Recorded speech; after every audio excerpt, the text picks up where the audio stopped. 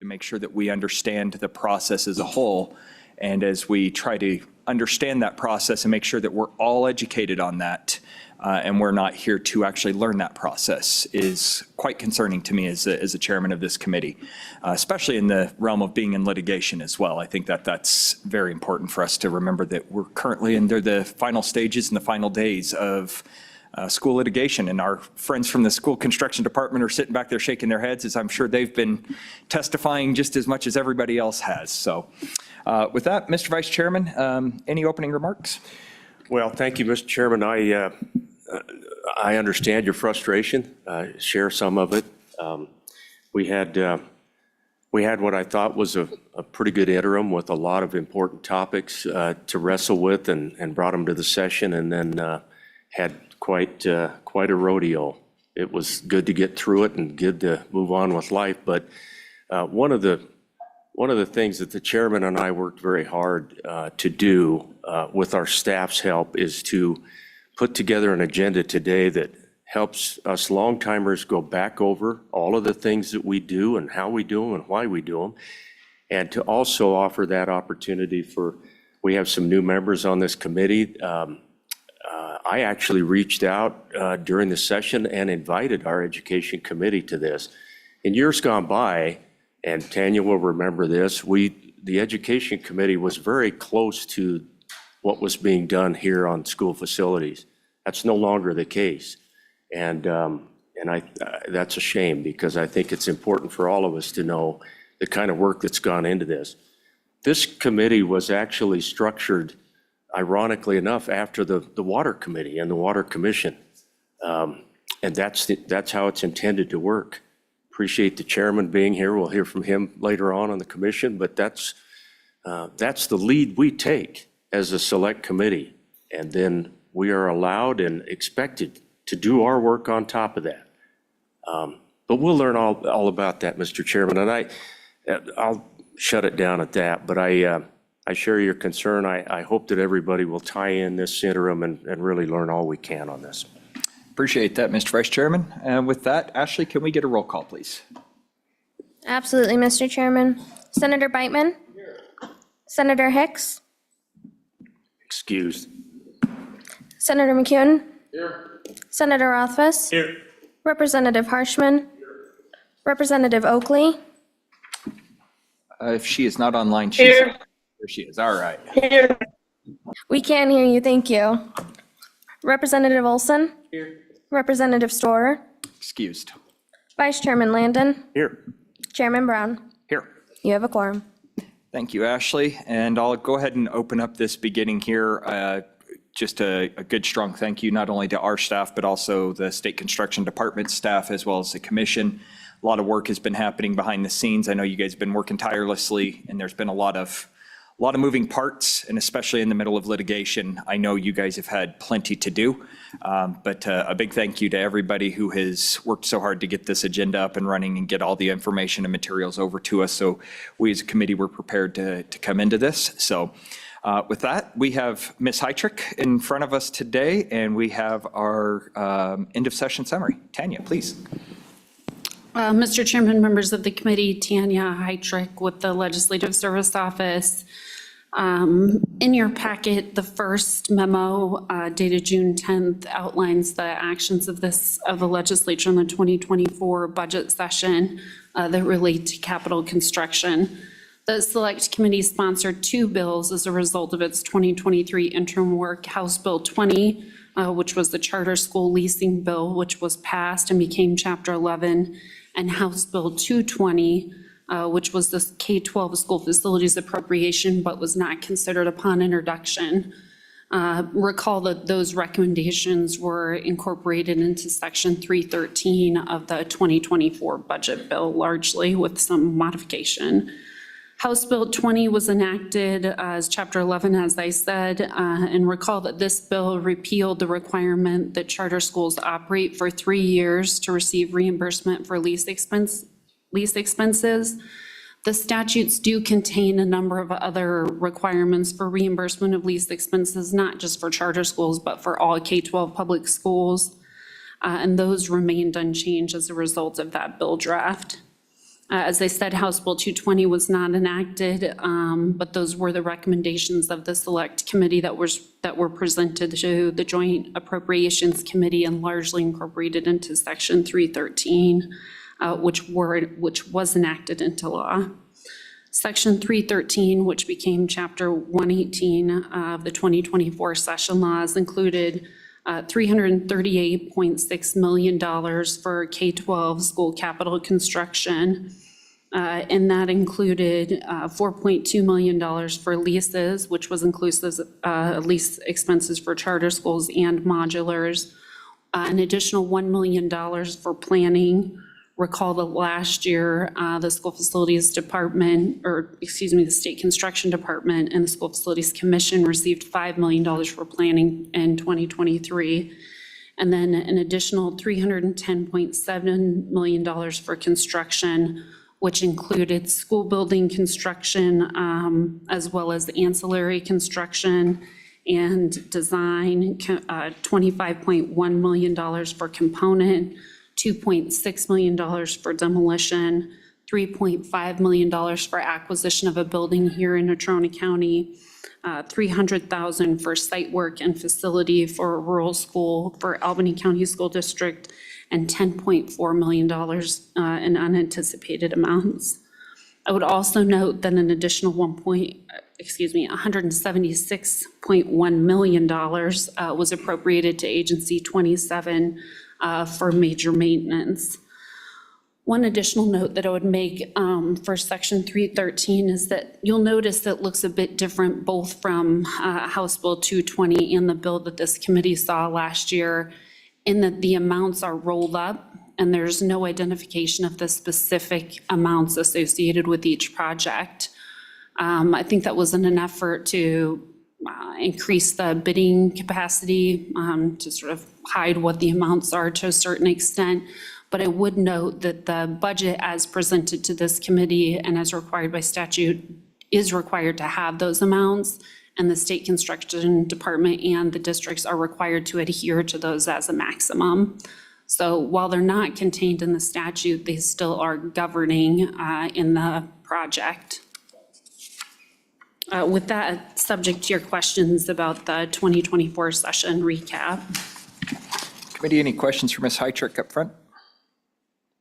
Pretty cut and dry, like I said, only the two bills that we had, and the House Bill 220, I sat on that much to the avail of our attorneys waiting to find out whether or not we were going to even hear that, but that was sat on purpose on our side just to wait, kind of see how long we were going to be able to finagle the school budget into the actual budget bill, and we ended up not needing that, but we were holding that as basically a second life if we needed it for school facilities after not spending some money for many years. So I also have Hank on here. Hank, anything from you?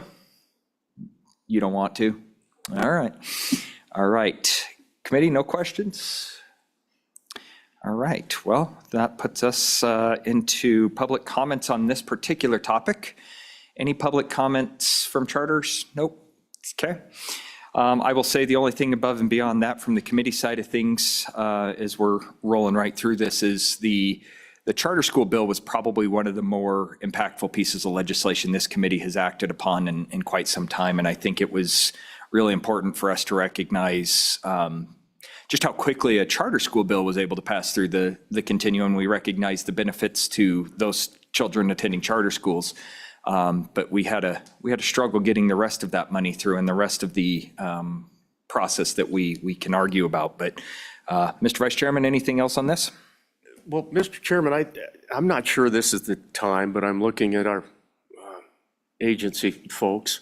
I'm going to continue to be a little bit concerned over the entire charter school front, not so much. I mean, I've always been supportive of the idea of school choice, but from the perspective of school facilities, I've always wondered along the way if we've got our arms around all the things that we need to be concerned with from a budgetary standpoint, from, when we start splitting districts and some kids are going over here and some kids are staying with the public schools, or, where are we landing in terms of facilities and So I just kind of remain a little bit concerned there. I want to just make sure that we keep that on the radar screen and that we're paying attention to being able to afford all the things that we're doing.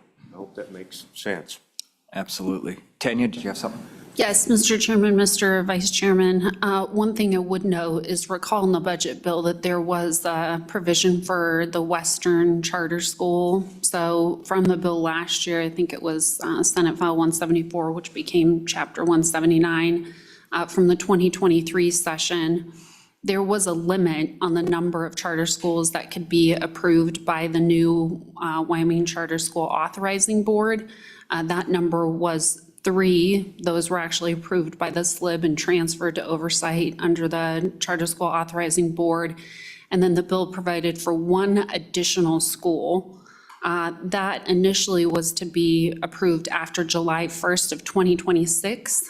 And then with the bill, or with the budgetary amendment last year, that moved it back. And so with the effective date of the budget bill, that school can now be approved, but only for the western portion of Wyoming. And would also note that there are significant reporting requirements as a result of the 2023 bill, both on facilities and operational costs. So there's sort of a limited scope of charter schools, new charter schools that can be approved by the authorizing board to ensure that policymakers are aware of the costs associated with that. Mr. Chairman, that's very helpful, and thanks for those reminders, Tanya. I think we find ourselves in a pretty good position with that. As we go forward, though, I think we always have to remember to keep an eye on the ball a little bit. So thank you. Yeah, and I will also say I saw our agency staff when you said, do we have our hands over everything? There was a slight nod that maybe not so much at this point, but we've changed the law, and I think incrementalism is certainly the best way forward. Just opening up a can of worms and letting us figure out the things afterwards is not the right way. So certainly do remember the reporting requirements. The House was very, very stringent on that front. But that being said, I will make sure that we do ask the agency when you guys come up for the next topic, maybe if you guys have some ideas or some thoughts on things that we should be paying attention to, might be worth it for us to have that available as time moves forward with these charter schools. We've got 2 of them up and operational, ready to go, a 3rd one coming up this particular fall. And then I think the 4th, like as Tanya just said, coming up probably within the next year. That maxes us out, but there's also a lot of moving parts to that still. So, oh, yes, and I do have, yes, Carrie, if you'd like to come on up, please, we're still in public comment. And then I also do see the governor's office. Lachelle, do you have anything that you'd like to start out with on this? Okay. Carrie, please. Mr. Chairman, members of the committee, Carrie Klein, I'm with the Wyoming Public Charter School Association. And now I feel like I need to comment after the discussions. And really just to say, we continue to be committed to working with the School Facilities Commission and have meetings set up with them already to start looking at ways that we can ensure that the state is moving forward in a very purposeful manner and that there's transparency and everybody knows what to expect, both from the charter school side and also from the state agency side, and you all as we look to try and move forward with this. So that's all I wanted to say, Mr. Chairman. Any questions, I'm happy to answer. Any questions? All right, thank you, Carrie, and I absolutely agree. I think there's absolutely no insinuation whatsoever that there's any ill will out there. I think we just all are underneath the understanding that we have opened up a box. We need to make sure we know what's in it, take inventory before we start building. So with that, we'll go ahead and move to our next topic. Since we don't have anything on committee directives for that particular topic, I'll move into the overview of K through 12 facilities. Tanya, you just sat down in that other chair and you're right back in front of us again. A little more paper, another binder.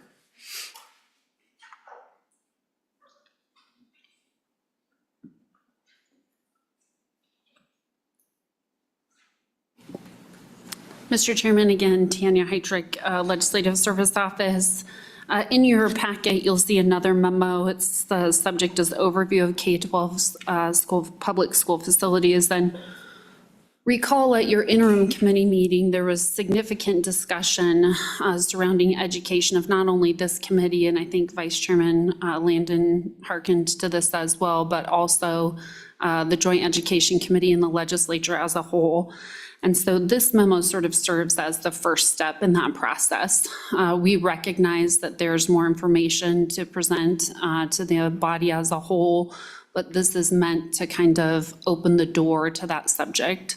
Matt Wilmarth and I were talking after this memo was published, we'd like to add the historical appropriations to it as well. We think that that would be a great baseline memo to provide to the members. And then, of course, if the agency has any recommendations or you have recommendations to include, we can do that after this meeting and then send this to all members for their perusal. Recall that you have a couple of different priorities in your interim topics. One, to develop knowledge and expertise among its members regarding issues pertaining to school facilities and the School Facilities Commission and the State Construction Department. Programs and procedures to maintain facility adequacy. And then secondly, priority number 2 states the select committee will review the roles of the department, the commission, the select committee in setting priorities and the evolution of funding for school capital construction. And then to culminate in a comprehensive education of school facilities capital construction funding for the legislature. So that's the piece I was just discussing. Just as a backdrop, I think it's helpful to at least briefly discuss the various cases that govern school finance as well as capital construction. You did mention we are in active litigation. Just as a brief overview of that, State's Council has indicated that that will wrap up Wednesday or Thursday of this week. The state concluded their case, I think, yesterday. They're on to rebuttal witnesses today. I believe Judge Froelicher indicated that the parties will have 60 days from when the case closes to submit findings of fact and conclusions of law. And then, of course, he'll take his time to render a decision in that. I would note capital construction was one of the elements that was challenged. There was a lot of testimony on it. Director McComey, a number of state construction folks testified as witnesses during that proceeding. As far as the previous Campbell cases and the case on the Supreme Court's guidance, that actually began in 1971 with the Hinkle cases, and then moving on to Washakie, and then, of course, the 4 Campbell cases, which perhaps we're most familiar with. The system has evolved to one that was completely reliant on local property wealth that resulted in vastly different educational opportunities, both on the operations side, but also the capital construction side of things prior to the Campbell cases. And now present day, it is reliant upon all state wealth. So it's a function of state wealth that's collected at the state level and then redistributed on an equitable basis to the school districts. Speaking specifically about K-12 school facilities, the state has tried a variety of approaches in funding, requiring bonding by school districts to receive funds. That was struck down by the Supreme Court. A variety of local grants, that was also struck down by the Supreme Court. And then really in response to the Campbell case, this is where you see your current Chapter 15 and Title 21. And that was when the state created the School Facilities Department and the School Facilities Commission at that time. Since that time, the School Facilities Department is now the State Construction Department, of which the School Facilities Division is part of. That oversees now all of K-12 school facilities, capital construction and maintenance. Tanya, just a quick question on that. We've discussed in the past at this committee, and and certainly we already have some levels of exception to the bonding capability. I think back to like Laramie, where they were able to bond on enhancements and stuff like that. Has there been any updates to anything as far as enhancements goes, the way that school districts are reimbursed for enhancements or anything along those lines, to where we have a little bit clearer guidance on something along those lines? This committee has discussed in the past about allowing some school districts that have the capability of doing a special excise tax, for instance, opening up and assisting the state with building, maybe an additional wing to alleviate capacity concerns or something along those lines. Has there been any discussion along that line, or any further, I don't imagine litigation because we don't have any further court cases, but anything you can enlighten us on there? Mr. Chairman, school districts are still able to bond for enhancements or fund their enhancements through a variety of different mechanisms. But as far as, the uniform adequacy standards or the equitable school facilities, those are a requirement of the state to fund. And so in the example that you gave with building a wing to alleviate capacity concerns, my understanding is that that would need to be done through state resources. That's exactly what I was looking for. I appreciate the clarification. And the reason I'm asking on that committee is, serving on this committee for the past 4 years, it has been an issue with some of these concerns across the state with overcrowding and stuff like that, where we haven't been able to get money out of the legislative body to provide, construction to, let's say, Teton County or to Laramie County in a manner, and it's starting to concern me about even like Lincoln County, where we know we have growth occurring. We know that we have stuff happening, but it gets caught up in the menagerie of politics.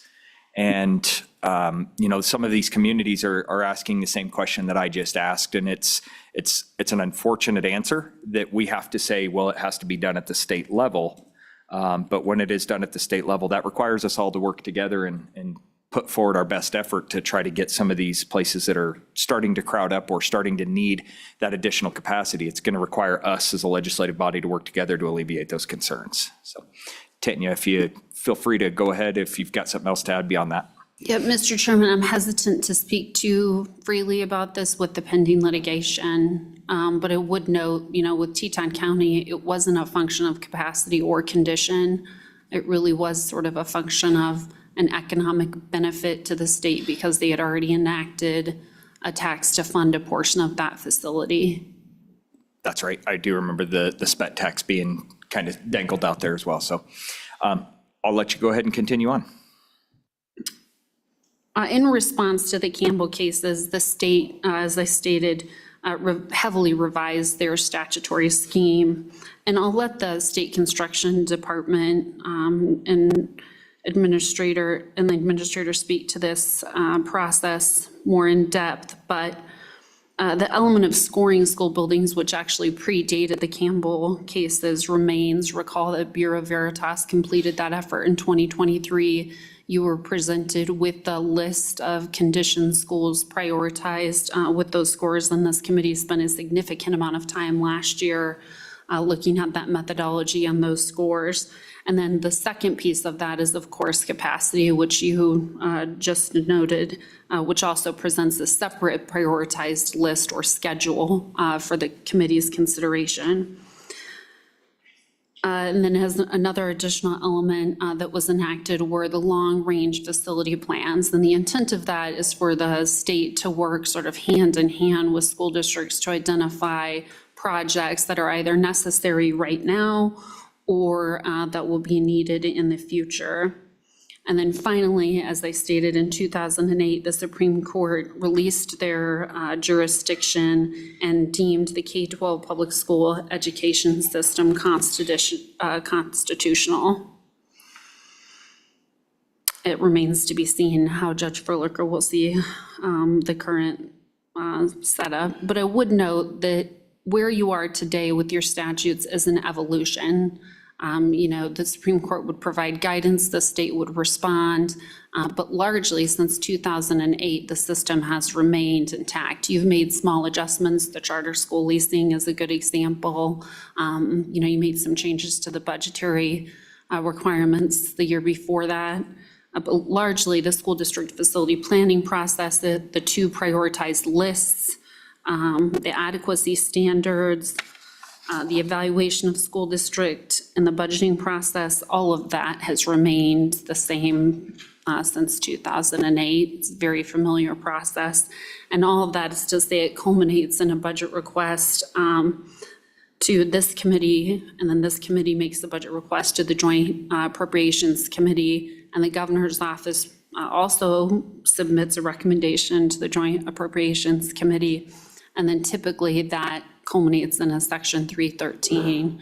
I would note, you've taken a variety of approaches with that as well. Sometimes it's been an independent bill. I'm sure Vice Chairman Landon, you remember those days where it was a standalone bill. I know the legislature had a lot of discussion about that this year. That's certainly an avenue available to both this committee and the Joint Appropriations Committee.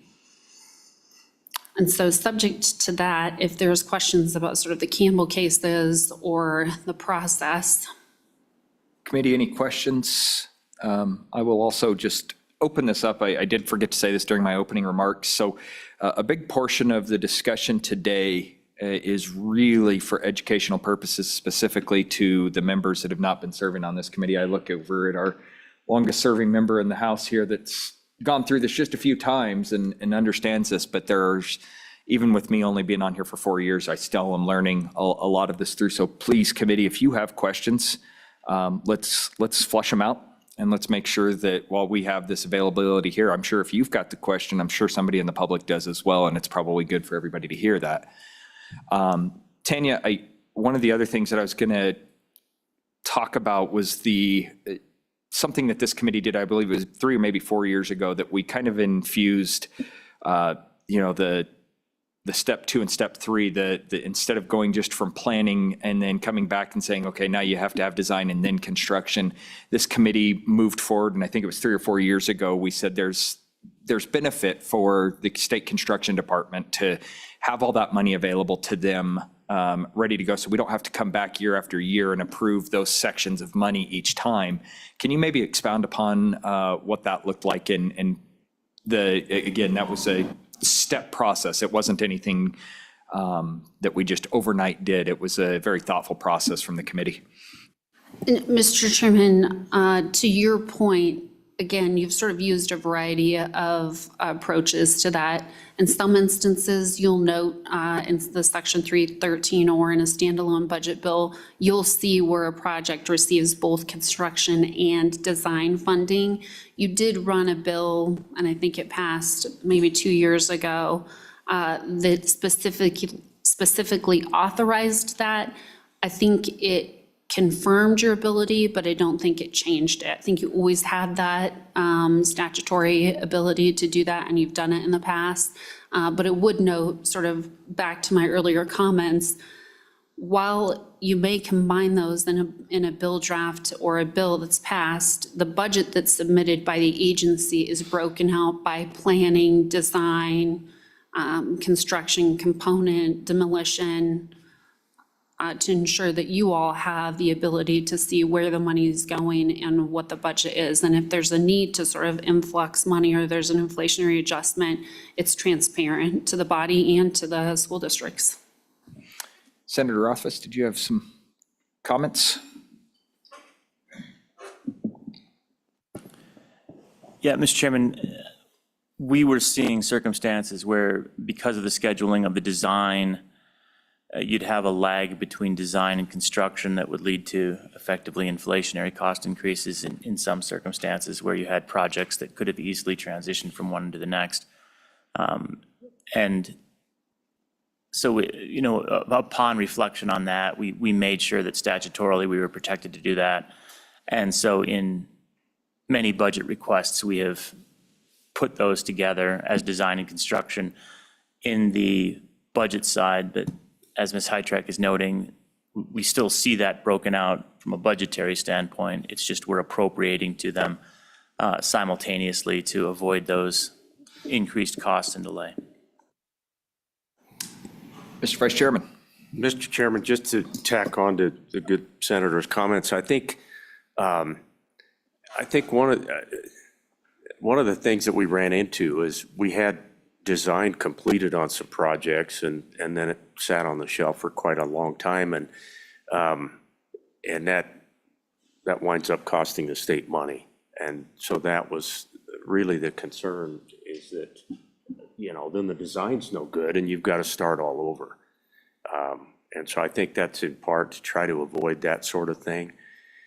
Mr. Chairman, I guess I would appreciate any comments, Ms. Heydrich, that you might have. You've been involved with this process for quite a long time with us. And it just feels like to me that through the years, we've worked very hard to tighten up the process, to modify the process, to work with our commission to figure out how we can do this thing better. It feels like we're always going to have exceptions, are we not? It just feels like that's the case. There's only been a couple of times in my tenure that things have happened during this session that would be considered, borderline outside the process. I can recall a couple of schools moving in front of a bigger school, for example, and frankly, that might have been somewhat political, but we've always had, a Pine Bluffs or a Tensleep can you speak a little bit about that? I guess I would always want to encourage in the future that we would have the commission, give the commission the ability to have some flexibility to respond to whatever. Does that make sense? And I would say just on that, I've started touting it as an emerging needs, as the Vice Chairman was just saying. So maybe a little bit of an idea, because just in the 8 years that I've been serving, I've seen a handful of those issues. So yeah, if you can explain just a little bit of maybe the legislature's ability to modify as seen fit with, legislative prerogative, and what your stance or what we have on that.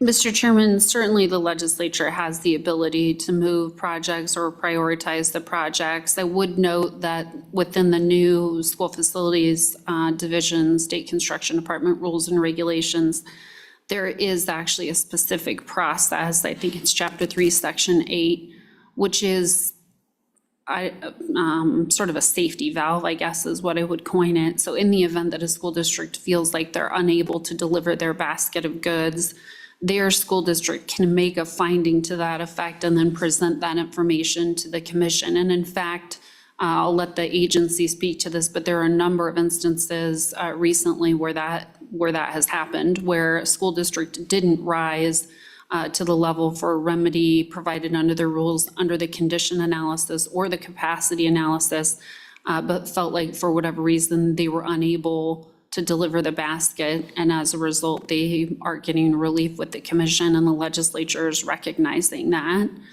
And it would also point back, as far as Senator Rothfuss, your points on design and construction, I would note it's not true for all projects. For instance, Campbell County got design money this year in Section 313, but the construction funds weren't incorporated. And sort of back to your point as well, Mr. Vice Chairman, there's been discussion recently about a large school projects account. In fact, I think at one point that was in the budget bill, a certain amount was set aside for these large projects that you sort of saw coming on the horizon and knew they were going to be $100 or $150 million for construction, and wanted to have the foresight to be able to take care of those when they did rise to the level of need. And lastly, I would say the statute is replete with references to education, to the delivery of the basket, and the ability to deliver the education. And so there are a number of different ways that a school district can get before the commission and before this body to get a remedy. Thank you for that, Ms. Heydrich. Appreciate it. Committee, any further questions this far?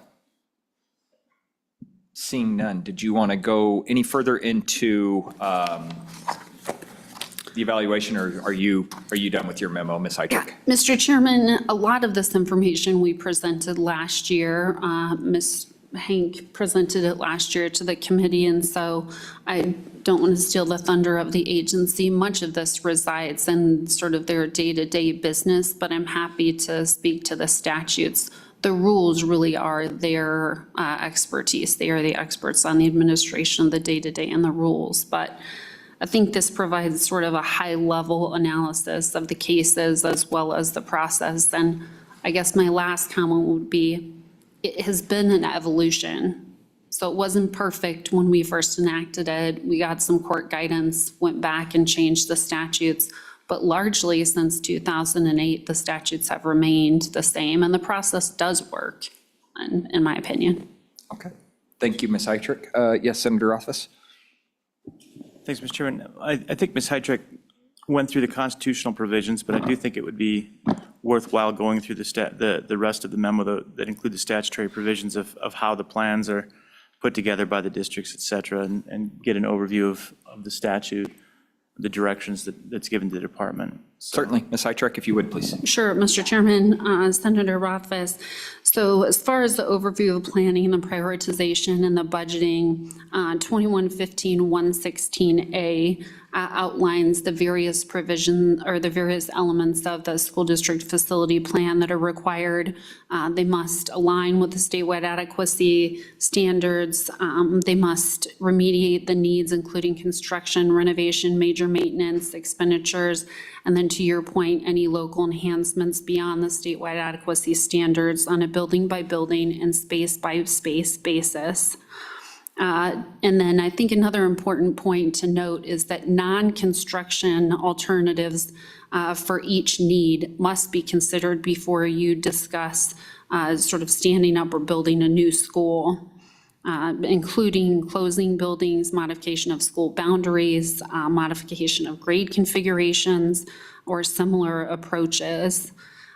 Demolition leases, disposition of surplus buildings, acquisition of new land, alternative methods for disposition of buildings. All of those are required to be in the long-range facility plan. It really is a very comprehensive effort. During my time at the State Construction Department, I sat through those meetings. They are lengthy and very detailed, and it is a very collaborative process between the State Construction Department and the school district.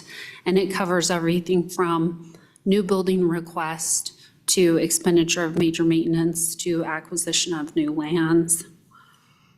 It includes the student enrollment as well. So in the event that you need a building based on capacity, that's where that discussion would take place. And then obviously appropriate cost estimates. And then moving on, as far as approval, those are required through the statute to be approved every 2 years. I know for a certain time, and I think actually the State Construction Department is moving back to this practice, but they were doing those annually, and that serves your budget process well, because unlike many state agencies, the State Construction Department has the ability to come back every year with a budget request. Typically, it's sort of an emergency, but not always. I mean, sometimes you've seen large budget appropriations for K-12 school facilities year after year, particularly like in the mid-2000s, 2005, 6, 7, 8, 9, 10. And then that process is presented, those district plans are presented to the commission for approval. In the event that a school district disagrees with that, they can request a contested case hearing or an administrative hearing. The school building evaluation, recall that, as I said, Bureau Veritas just completed that effort in 2023. That's where the State Construction Department partners with an expert, and they go out and look at every building across the state and score it on a variety of different elements. And I'm not the expert on that particular assessment. Those questions probably should be saved for the agency. But you will recall, the list that you received last year, sort of changed from the scores from FEA, and they used a different methodology. That was discussed at length last year. And then the capacity, again, is based on the student enrollment. And you'll recall, you basically get a sheet 1 to 311 of the educational buildings and where those schools fall. And then the rules provide a threshold for anything over 100% gets a remedy. And I can't remember on the construction side, I think it's I can't remember. I'll let the agency speak to that. I don't want to misspeak. I know they changed it, but I can't recall sitting here today exactly what it is. And then again, sort of hearkening back, the commission is required to ensure that the remedy is the most cost-effective remedy to deliver quality educational services, that it complies with the statewide adequacy standards, and that the expenditure is in the best financial interest of the state. And it must consider those elements that I discussed earlier, which is consolidation of facilities within, between, and among school districts. And then the statewide adequacy standards, those are required to be reviewed every 4 years and evaluate the standards. I know there's sort of this notion, and I've heard this a number of times, both by committee members and members of the public, that the state is required to assess buildings every 4 years. And that's not a statutory requirement. The statutory requirement is that they must review the statewide adequacy standards every 4 years, which arguably could change the assessment, but it's not the actual assessment that's required every 4 years. And the Commission's Chapter 3 rules actually establish those. And they must, again, at a minimum, require for educating students in a safe environment, including applicable building health, safety, and environmental codes, for standards for public buildings, building site requirements, performance standards and guidelines, assurances that students with special needs are able to receive those services, standards for educational space to allow for the delivery of the educational program. As I noted, that phrase appears a number of times in the statute. So I guess sort of taking this issue directly, there's been discussion about the elimination of educational suitability, which you'll recall was a portion of the assessment at one time. It was supposed to be a standalone assessment, but it was never stood up. The requirements for assessing educational suitability are difficult, and basically couldn't come to an agreement about what that element was going to be. But what I would state is that the statutes provide in a number of instances the educational suitability and the delivery of the basket is paramount with the facilities. And I do think there's an element of that both with the capacity schedule and the condition schedule. Senator Rothfuss? And on that point, I think it's important to note that when we do our facilities assessment, the FCI index is based on the original design of that building. So we don't take into consideration the function at that time. It's not part of the calculation, right? The FCI score is basically how many dollars would it take to bring the facility back up to operational, divided by the number of dollars it would cost to build that facility new. But it's not building a new facility up to adequacy standards. It's building that facility new, however it was originally designed. And I think it's important to realize that, because that gets into a lot of the discussions that we have about the cost of various projects and how that relates to the FCI score. Sometimes it's not quite the apples to apples that we anticipate. Thank you, Senator. The other thing I would say on this, and I think it's really important, Tanya, you stated that they have the ability, the School Facilities Division has the ability to come back, but I want to make sure that everybody notices on page 4, the very first sentence, the commission is required to submit a budget every single year. So it is a statutory requirement that this committee review and recommend a budget to the JAC for consideration as they move forward. It's not something that we want to build some schools, so we're going to do this. We have a statutory obligation, not only ourselves, but our partners over on the administrative function of the government. So I think it's very important for this committee to recognize as well. Senator, anything else? No. Okay. Tanya, I think that wraps it up for your note. Is that correct? Or did you have Yes. some more? Nope. Yes, Vice Chairman. So, thank you, Mr. Chairman. Ms. Heydrich, can I come back to the Administrative Procedures Act piece? You touched on that, and I was sitting here trying to remember if that is a process that's ever been utilized. To your knowledge, has anyone ever gotten upset enough that they've taken things to an administrative procedure hearing? Mr. Chairman, Mr. Vice Chairman, not to my knowledge. I know school districts have considered that as an option, but I would pose that question to the agency, but not to my recollection. I don't remember a school district utilizing that process. And I would note, in 2008, when the Supreme Court determined that the system was constitutional, that was one piece that they specifically called out to, that there is an administrative remedy available to school districts, and they are required to exhaust that remedy before sort of challenging elements.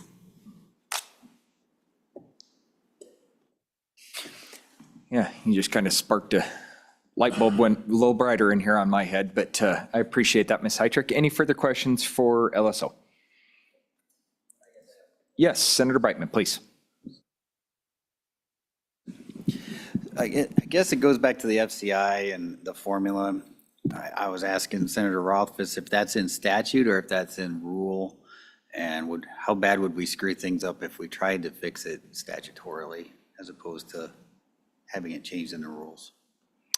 Ms. Heydrich? Yeah, Mr. Chairman, Senator Beitman, they are required to assess buildings, the building conditions, but the formula for assessing the building, I think there's a reference to the building condition reference guide that they're required to utilize for purposes of assessing buildings. I'll get the name of that in a moment, but I think that's what it's called. But they were able to deviate from FEA, who performed the prior assessment, to Bureau Veritas without a statutory change. I think I'll look at the condition reference guide. There's a specific term, but that's basically it. Go assess the buildings, and you must utilize this guide that is referenced in statute. Anything further, committee? Okay. Thank you, Ms. Heydrich. Appreciate the very detailed memo. I know there was a lot of work into that, so appreciate the explanation. Next, I believe I think we had Hank up there again. Yep, Mr. Chairman, I just have a short thing to piggyback off what Tanya was saying. Please. Wyoming Statute 2115-117 A3 talks about, or A1, sorry, talks about a schedule to remedy building condition needs. It does make reference to the building systems condition reference guide for building condition. And it does talk about allowing criteria and measures for building condition as established by commission, rule, and regulation. So that's kind of where that's contained at in statute. Thank you, Hank. Appreciate you guys having such a deep bench over there that can look stuff up so quick. You guys are rock stars. All right, then Mr. Wilmarth, I have you on here. Anything further from you? No, Mr. Chairman. I didn't figure as much, but just wanted to make sure. The only thing I would note is that the beginning of Tanya's comment, she indicated, the committee would like additional information to kind of finalize this document on historical appropriations or processes on how buildings were funded. If you recall, in the interim committee meeting, we discussed potentially adding, historical mill levies that school districts levied for capital construction, or the optional mill levies for maintenance. As Tanya indicated, those systems were ruled unconstitutional. So I'm not sure how much relevance those really play in today's discussion. We can certainly add it, but if you're interested more in terms of historical appropriations for K-12 capital construction, major maintenance, and this entire system, since the state took it over, we're certainly amenable to doing that. We just, want to kind of look for some direction from the committee before really finalizing this and getting it ready for the entire body. So committee, I will open this up to your requests. I personally have my preference on this. I don't think that there's a need to go back there and add a whole bunch of extra confusing, I'll call it artwork, that is unconstitutional at this point. But if the committee would like to see any of that added in there before this gets pushed out to the general body for consideration, I'm amenable to that as well. So what's committee's consideration? Senator Rothfuss? Thanks, Mr. Chairman. I think the one thing that's helpful from the historic context is the fact that, and, I'd look to Representative Harshman. He was there for the lore that I'm about to talk about. And that is the idea that it was local mill levies that were funding school capital construction one way or another, and it had problems, but that was the funding source, was an additional tax revenue stream. And then it's my understanding, and I defer to the representative, that when that system was ruled unconstitutional, there was a desire to determine a statewide funding mechanism, and there were two different courses of action that were under consideration. One of those was to come up with an additional statewide mill levy and basically emulate what had been done previously, but on a state basis. And the other was, well, we've got all of these COLEAS bonus funds, let's just use the COLEAS bonus funds. And so both were under consideration. I think that historical context is important, that both were under consideration, but we at the time had a substantial amount of revenue that was convenient. And so that won the day. But I thought that was, I think that is an important historical context, is kind of how it was funded before. So even though it's unconstitutional, I do think just laying out for anybody that wants to understand how we funded it, we went, I don't know how many years where COLEAS bonuses were just plain sufficient, and they took care of everything. It's probably 15 years, maybe. We can find that out. I think that's useful information. And even though we know that local revenue is unconstitutional, that concept still was being looked at as a statewide mill levy to fund it. That's the only additional context that I think, and I would look to, am I missing anything there, Representative? No, you're right on, I think. Representative Harshman, please. Former Senator and Representative Tony Ross and his nickname was Tony Two Mills in the legislature. And so I think it is, Wyoming people, I know Chairman Beitman and I have spent much of our life the last few years on property taxes, but we're paying the fewest number of mills in modern state history now, just for the fact that we are not building schools with mill levies anymore. And now valuations and all that's another story, but as far as the number of mills assessed, you look at our history, we're really an all-time low in modern state history. But yeah, so that was it. And, COLEAS bonus was a beautiful thing, and didn't last forever though. So we'll keep working and struggling with this. And I think the thing in Wyoming, we've got generally our revenue, we're always pretty close. It's just the volatility of it. That's our problem. That's what we struggle with. We go through these massive swings, and we're always in the top three on volatility. And so we're just and I think we've done a lot of good work to try to build reserves, to do those kind of things, to kind of deal with that. So we'll just keep dealing with it. And after we're gone, there'll be other people dealing with it. So this is part of who we are, so. Thank you, Representative Harshman. Vice Chairman Lyman? Thank you, Mr. Chairman. I always appreciate the former chairman of this committee and his insights and thoughts on things. I was fortunate enough to come on board really at the height of when we were enjoying all of that COLEAS bonus money. And I think it's important to remember that Wyoming had gone through some very difficult times in the 80s and 90s. And a lot of our facilities, I'm looking at our facilities folks, and they know what I'm saying, what I'm going to say. A lot of our infrastructure had deteriorated pretty dramatically. And we were able, because of those cold lease bonus monies, to really go to the whip on the horse. And the commission brought us robust lists of schools that needed our help, and we were able to address a lot of those. If you go out across the 23 counties, every one of those counties benefited from that time. It was really about a decade worth of really robust work. The good former senator's at the back of the room, and he was part of all of that effort to catch up some of these buildings. Unfortunately, about 14, 15, 16, that's when the brakes hit. That's when Wyoming's money sources dried up. And I happened to be on the Appropriations Committee at that time. And it was a very, very difficult couple of years. And that's when we had to literally cut over $300 million out of the state budget. And as much consternation as that created on the school facilities side of things, the reality was we had to shut down what we were doing on school facilities. We didn't have any choice. There was not any money. And that created the situations that we've run into in places like Campbell and Sweetwater and Laramie 1, for example. It was frustrating to all, but that was just the reality. Cold lease bonuses dried up shortly after that. And so we have been trying to get arms around getting that process back up to speed. Now that we have a little bit of revenue in the state of Wyoming, we can take a good look at this and see if we can't get the ball rolling again. Mr. Chairman, we have 25 million plus square feet of school buildings out across this state.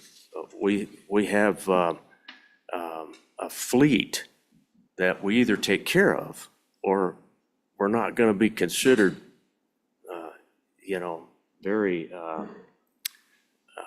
very well in the future. Because if we don't begin to look at keeping that fleet up and running, then that's not the right thing to do either. We've invested in all these buildings and we need to take care of them. So. Okay. Representative Harshman, did you have one more thing? Yeah, or- no, just really to add to that too, not only school facilities, but these investments in our community colleges, university, our roads, our water systems, all those things, we played a lot of catch up, and that's what I used to tell people is like, we haven't built a building in 40 years in the state. And so we've played a lot of catch up the last couple decades, so.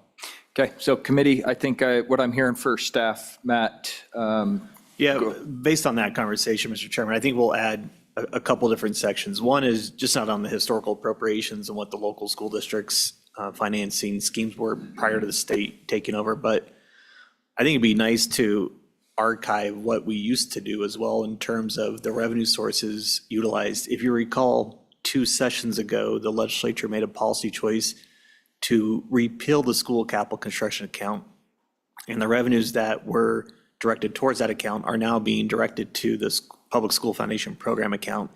And for this next biennium, beginning July 1, these appropriations that we discussed in Ms. Heitreck's first memo are coming out of the Public School Foundation Program account. That's not the first time appropriations for K-12 capital construction have come out of that account.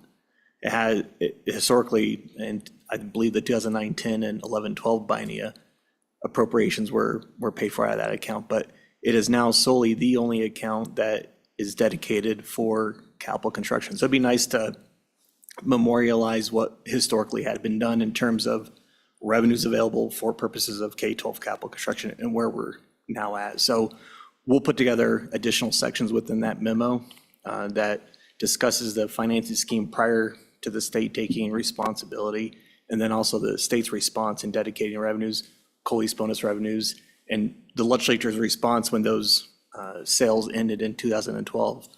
Examples include allowing the full 1/3 of state royalties to be utilized for purposes of K-12 education, primarily for capital construction, dedicated 45% of the spending policy amount for the SIPA. So we'll get all that put together and memorialize where we've come from. very succinctly put. Appreciate that, Matt. With that, let's roll into the role of the State Construction Department and the School Facilities Commission. We'll go ahead and welcome up both to the table. Welcome, everybody. Thank you for making the drive either last night or this morning. Appreciate you being here. That's right, yes. Chairman Tarter, thank you for joining us. Shelby, John, if you guys wouldn't mind just introducing yourself for the record. And the floor is yours when you're ready to take aim. Good morning, Mr. Chairman, Vice Chair, and members of the committee. I'm glad to be here this morning. And I'd also thank you to Tanya. She did a nice introduction for us with her comments. So with that, I'll turn it over to Chairman Tarter. Mr. Chairman, let me just interject real quickly before we go to the chairman, if I might. Ms. Carlson, welcome home. Welcome back. It's good to see you. Thank you, Mr. Chairman. Chairman Tarter, please. Yes, Mr. Chairman, I'd like to, before I get started, introduce two of our newer members. We have Scott Thayer, he's Carbon County, and Travis Conklin. And we really, I'll be honest with you, really have a great commission now. I mean, they're well-versed, they're bright, and they're varied in their knowledge, and they're not afraid to take an action. And so we are really blessed. And, I will just add a little side note here. I look out the window here, and I'm having my 65th class reunion this year from NCHS, and the old building's still there. And then 6 years before that, I opened up Dean Morgan Junior High with my dad as the principal. So it's been a long time.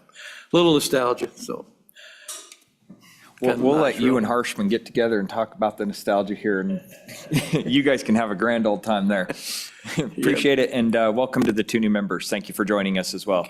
Thank you. Chairman Tarter, the floor is yours, sir. Okay, I want to just kind of very briefly give you a description of what we do on the commission. And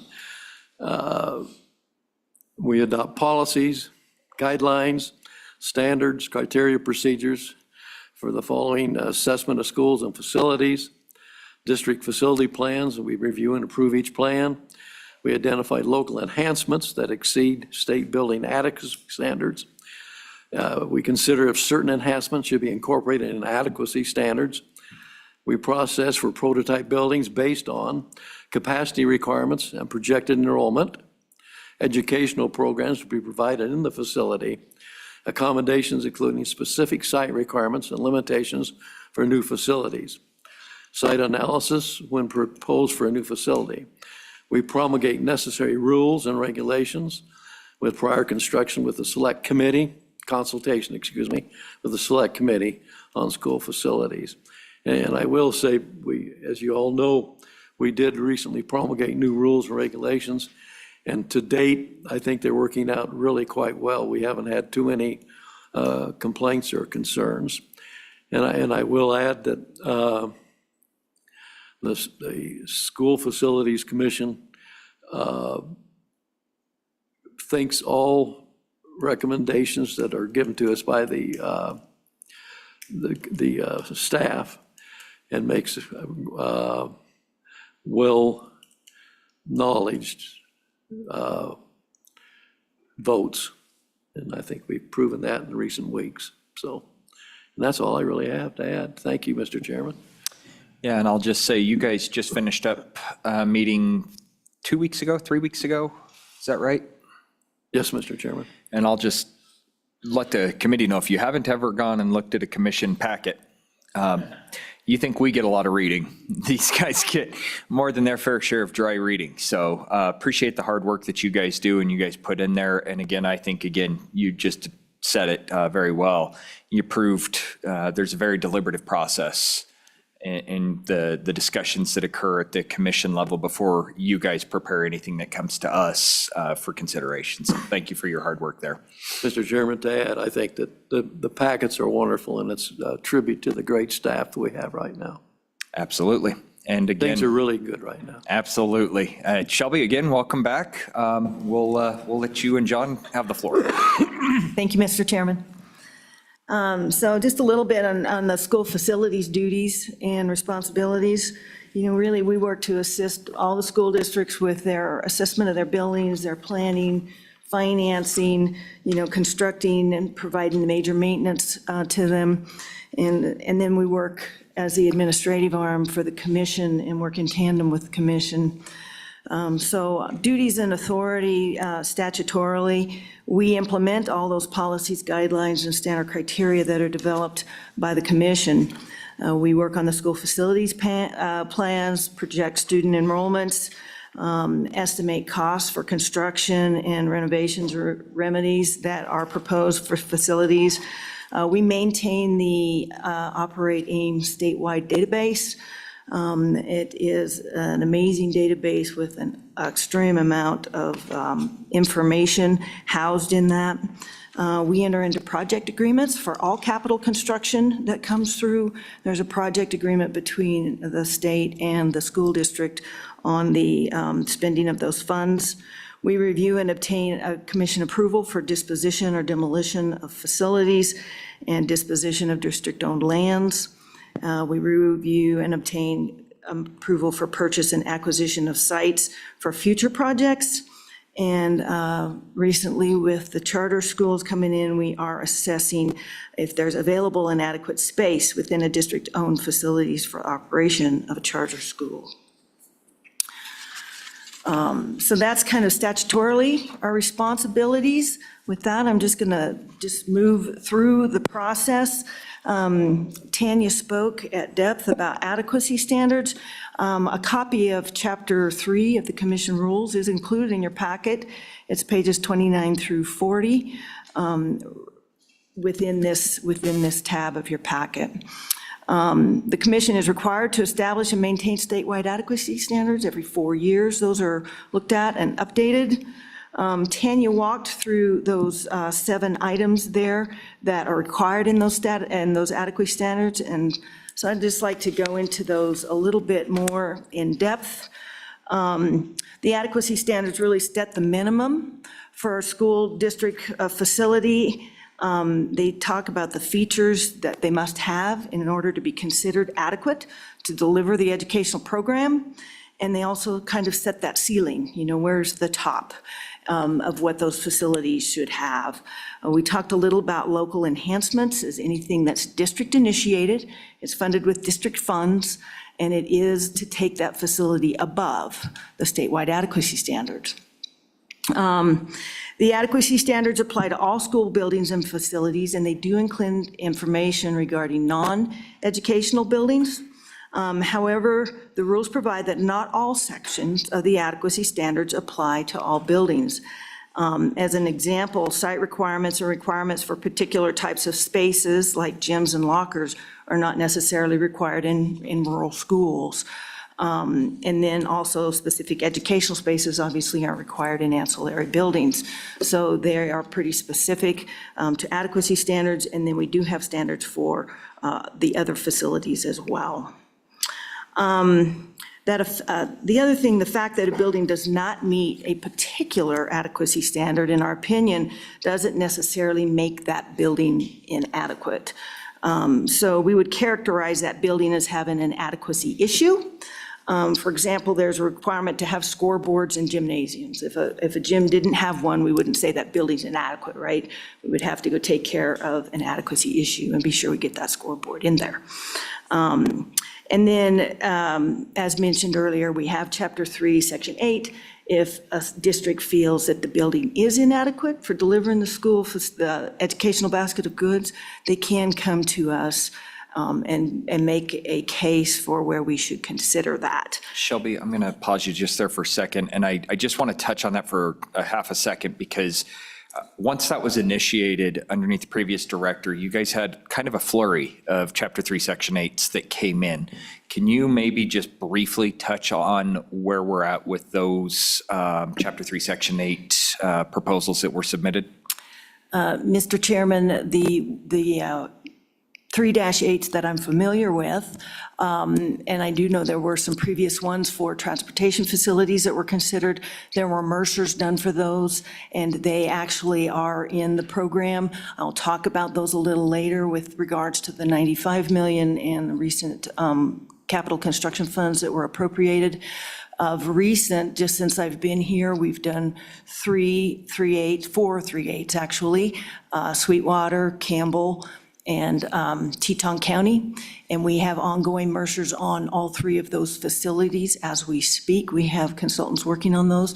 The most recent one received was this month earlier from Fremont County 25.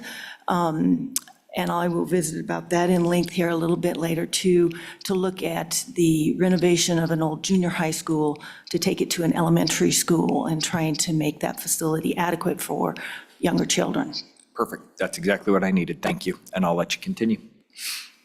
Thank you, Mr. Chairman. So I'm going to walk through kind of the different criteria that are in the adequacy standards. School safety, the adequacy standards, they have to meet various codes such as fire codes, electrical building codes, environmental codes, those types of codes, and that is a requirement under the school safety. Building site requirement, it establishes minimum sizes for a facility. As an example, an elementary school has to have 4 acres, and then per every 100 students, we would add another acre to that area. Middle school gets a little larger, 10 acres, again, plus the 1 per 100, and then at high school at 20 acres. It establishes certain exterior fields, like, how the bus loading, parent drop-offs, those types of things happen, play areas, drainage around the facility. The rules provide that school districts which are schools which predate the commission adoption of the adequacy standards are deemed adequate, though the commission has the authority to determine otherwise, and that could, again, be driven by a 3-8 request. Building performance standards, this is where you're going to see the maximum FCI score, which is 0.6 now. And a temperature, it gives you temperature ranges for those rooms. It talks about the fact that the roofs are going to drain, water's going to be moved away, exterior finishes on the building, those types of things, so that we create resilient facilities. Special needs students are addressed. A building or facility is considered adequate with respect to special needs requirements if it meets the needs for the students enrolled in the school. Now, there is always time that can change very quickly, right? And so the districts have the opportunity, if they've had a change in their student enrollment and they're not meeting their special education needs, they can notify the department. We will get involved and start working with them to do what we need to take care and remedy that situation. Building and facility accessibility, as long as you're meeting those authority, the local authority and jurisdiction codes for accessibility, it is considered to be adequate. Adequacy of educational space for required areas. This is your Chapter 3, Section 8. And we did set out a process now for how to work through a situation where you feel a building is not adequate to deliver the required educational programs. So the Board of Trustees has to make a finding that they cannot deliver that, and then the superintendent goes to work. They put together a report on where they feel the facility is not adequate to deliver the educational programs, and that is presented to the department. The department then will research and look into that, look into their claims, and then we will move forward with a recommendation for or against to the commission. And that will go before the commission, and then the commission at that point has the option to make the decision based on information we've provided. The districts are usually there and they present maybe previous Mercer studies that they have done. That information, all that is presented to the commission so that they can make a decision. And if they do decide that it does drive a Mercer study, then we will go to work and use some of those planning funds to start a Mercer study reviewing that school. Capacity and square footage requirements. We are continually checking enrollment projections. We do that every year after we get the enrollment numbers for October 1st from the previous year. Obviously, enrollment projections drives the capacity of our facilities, and that is the information that we utilize to develop that capacity schedule for the, drives our budgeting as we move on down the road. For capacity, we do use a maximum allowable educational square footage, and all three of those come together to determine where we have capacity issues. Again, local enhancements is talked about in here as anything that exceeds the statewide building adequacy standards and district initiated, you will find in that section of the rules. Technology capacity, we just requires technological infrastructure for all school facilities and holds that any building or facility capable of being utilized to deliver the required educational program is per se adequate with regards to technology capabilities. Adequacy standards for alternative schools and charter schools. This is where we worked in the charter schools. We recognize that charter schools and alternative schools are used differently than ordinary public buildings and public school buildings. And so this creates some exemptions, but sets up adequacy standards. They do require a minimum square foot ratio of 67 square feet per student. Site security, these are just general standard security features, affects the buildings such as door locks, vestibules, those types of things, mass communication systems, and then it also addresses site features outside of the building. Non-student related buildings, which are parts of the adequacy standards, apply to all non-student buildings, so administrative and also your transportation facilities, and the particular portions of the adequacy that apply would be your code requirements, emergency vehicle access in and out of those sites, drainage at those sites, building performance standards, accessibility, and technical capacity are specifically the ones that would apply to those facilities. And then adequacy and availability of district-owned space for the operation of a charter school. This came about with the 2023 legislation. It created an affirmative duty for the department to evaluate whether adequate and available space for operation of a school district or a charter school exists upon the request of the charter school within the existing school district. And from there, I'll just talk a little bit about the interaction of adequacy standards with design guidelines. The uniform adequacy standards are pretty broad-reaching, pretty high level. Design guidelines get much more detailed into the specifics. I might make one comment that, really, the adequacy of the building doesn't necessarily predict the student success, but they certainly do affect student performance. And so they are very critical that we provide an adequate facility so that it's not distractful to the students or the staff's performance. The guidelines were prepared to provide standards of design and construction for K-12 schools to ensure equity of facilities and generally include greater detail than the standards as I previously mentioned. They were originally developed in 2014, were updated in 2020, and we are currently in the process of going to work on revising adequacy standards in the design guidelines right now. I think some of the specific things that you're going to see, obviously, since 2020, we've seen construction prices rise significantly. We will be reviewing those standards. Have we put things in there that maybe are above and beyond what should be required or not? We will consider, are there certain enhancements that seem to be consistent that we need to consider moving into the adequacy standards? As an example, I would mention, when I was here before in this role, every school, we would be approving them to take their gym height 2 feet taller than it was. We just put that right into the adequacy standards. Or tracks at our 1A, 2A schools were 4-lane tracks. Everybody was coming in for an enhancement request to make them 6-lane tracks. We just went to 6-lane tracks.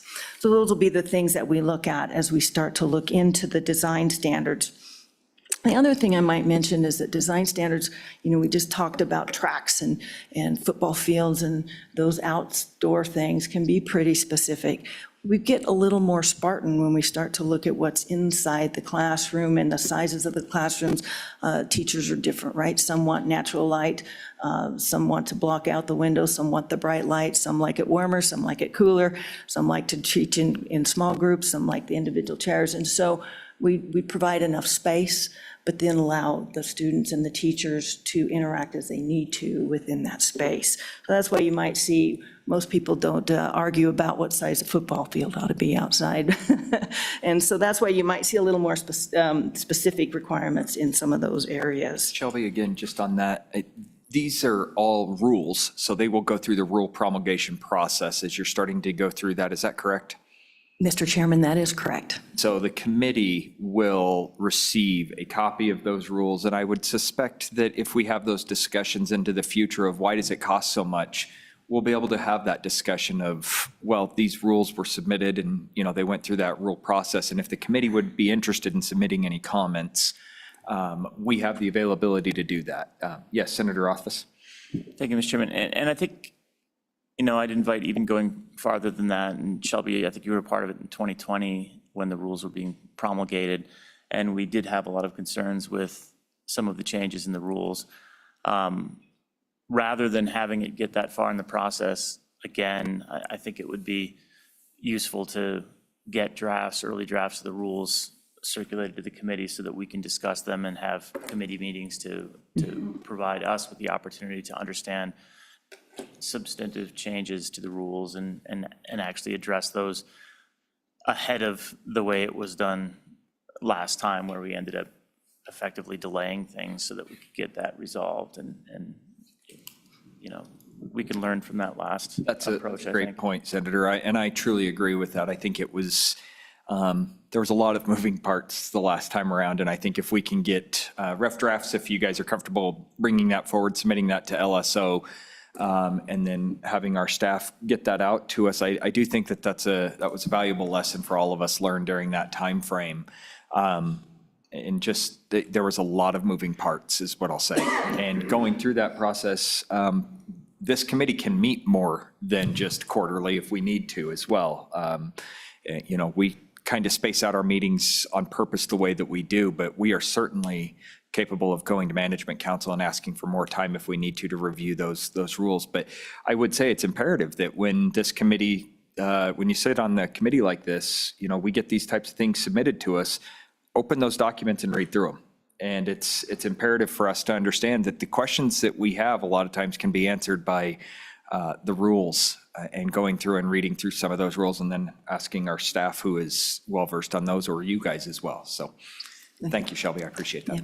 Oh, Senator Rothfuss? And kind of a quick follow-up on the adequacy, there are areas that I think we each hear, but with concerns with how adequacy standards have progressed. And one that I've been hearing is the way we structure CTE adequacy, specifically because it is kind of averaged across a lot of different CTE potential fields. Some are much more space intensive and resource intensive than others. I think we've collectively noticed a move away from some of the more space intensive types of CTEs. And so we've downsized what is adequate to compensate for that. But what that leads to is a force out of any of those schools that actually want to do something like automotive or diesel mechanic, welding. Some of these are desired but fall outside the adequacy standards at this point and would require an enhancement. And I think that's a discussion that the commission should have and that we should perhaps have. How do you appropriately deal with the diversity of CTE, where one school might want a classroom full of computers or something like that, which is very different from an automotive shop in terms of what is adequate. We would be selecting for programming effectively if we assumed that they all need to look like the computer room instead of the. I think it's a good point. The I think shop I think it's a discussion for this committee to discuss, what does K through 12 look like on that kind of stuff too, because, we start encroaching on the field of what are our community colleges offering in similar circumstances as well. Are we going to open up a wind energy CTE class in Gillette if they wanted to do that? And I think that's something that this committee needs to battle with as well as the commission. Yeah, and for Laramie High School, that was one of our enhancements, right? The adequacy standards were insufficient to program the CTE that we intended to program, so that ended up going to the bonding. But I know that's a broader discussion. Well, I really appreciate the comments from the senator, because we've spent quite a bit of time on the policy discussion regarding CTE. but I'm not sure that we've carried it over into school facilities. So I think that's very appropriate. We have really, I think, done a good job in the last 5 or 6 years in the legislature of emphasizing the need to return to some of our CTE options. But school districts have to be able to do it. You know, you have to be able to have the facility, so. Thank you. Shelby? Back to Mr. you. Chairman, thanks for those comments, appreciate it, so noted. I am a firm believer in early and often, right? The earlier we get everybody involved and speak often, we can come together with a collaborative, well-thought-out document in the end. So absolutely, we would want to keep you involved. And I would say any of those things that you learn about or you hear about, please bring them to our attention. I know Chairman Tarter just told us that the Wyoming High School Sports Association just now required a shot clock. Well, that isn't something that we require in our adequacy standards. You know, that will be something that we have to look to add and make sure we get those things in there. So anybody know of those things, please let us know, and we'll be working on getting them in there. And I think CTE is interesting. It's fun to watch how it has vacillated from active to gone away to active. One of the schools we just did the Mercer, we're going to do a Mercer on, was my old junior high school. And as I walked through, it's like, well, that used to be the wood shop, and that used to be the home ec room. And of course, that was many years ago, but those are all gone now, right? They're just all classrooms, and those facilities are gone. So thank you for those comments. I think that probably pretty well wraps up what I had to say about adequacy standards and what's coming down the line with looking at those as well as our design guidelines. And so along there, I'd stand for any other questions before I really move into kind of the process that we go through to develop a budget. Yes, Senator Rothfuss? You know, one other thing on adequacy that, and I know that you're all aware of this, but this is the thing that we run into fairly frequently, and I don't know how to fix it. But Slade Elementary School obviously has issues now with HVAC and cooling specifically. Brand new school, one of the newest in the state, and has cooling problems. Those are the types of things that shouldn't happen, and it's hard to really figure out where in the process that ends up happening. But a remedy on it would be a multi-million-dollar remedy. So what they'll probably end up doing is carting in swamp coolers for a few hot days in a year. I guess the question I would have is how are our adequacy standards kind of failing in that space? How do we end up with a design that falls short on HVAC at this point in time? Mr. Chairman, that's a good question. I think I'm going to pass this one to John. He does have a little more information on how we got there with that particular school, and I think we do have a remedy for it. So I'm going to let Mr. Rexis comment on that. Mr. Rexis, please. Thank you, Shelby. Mr. Chairman, Senator Rothfuss, John Rexis, State Construction Department. In regards to Slade, I believe we are working towards a remedy for that process. How we ended up getting there, I think, is probably more complex than we have time for today, but I'm going to try to dive into it just a little bit. If I get too deep into the weeds here, please pull me back out, because in the interest of everybody's time, I know we got a lot to cover today. I think issues that we had in regards to this were compounded by some modern code requirements and some miscommunication between the design team, the owner, and the value engineering team. Early on in the design process, there were some budgetary challenges, and there were some recommendations that were made by the value engineering team to cut back on some of that cooling because of the altitude there in Laramie or Albany County School District 1.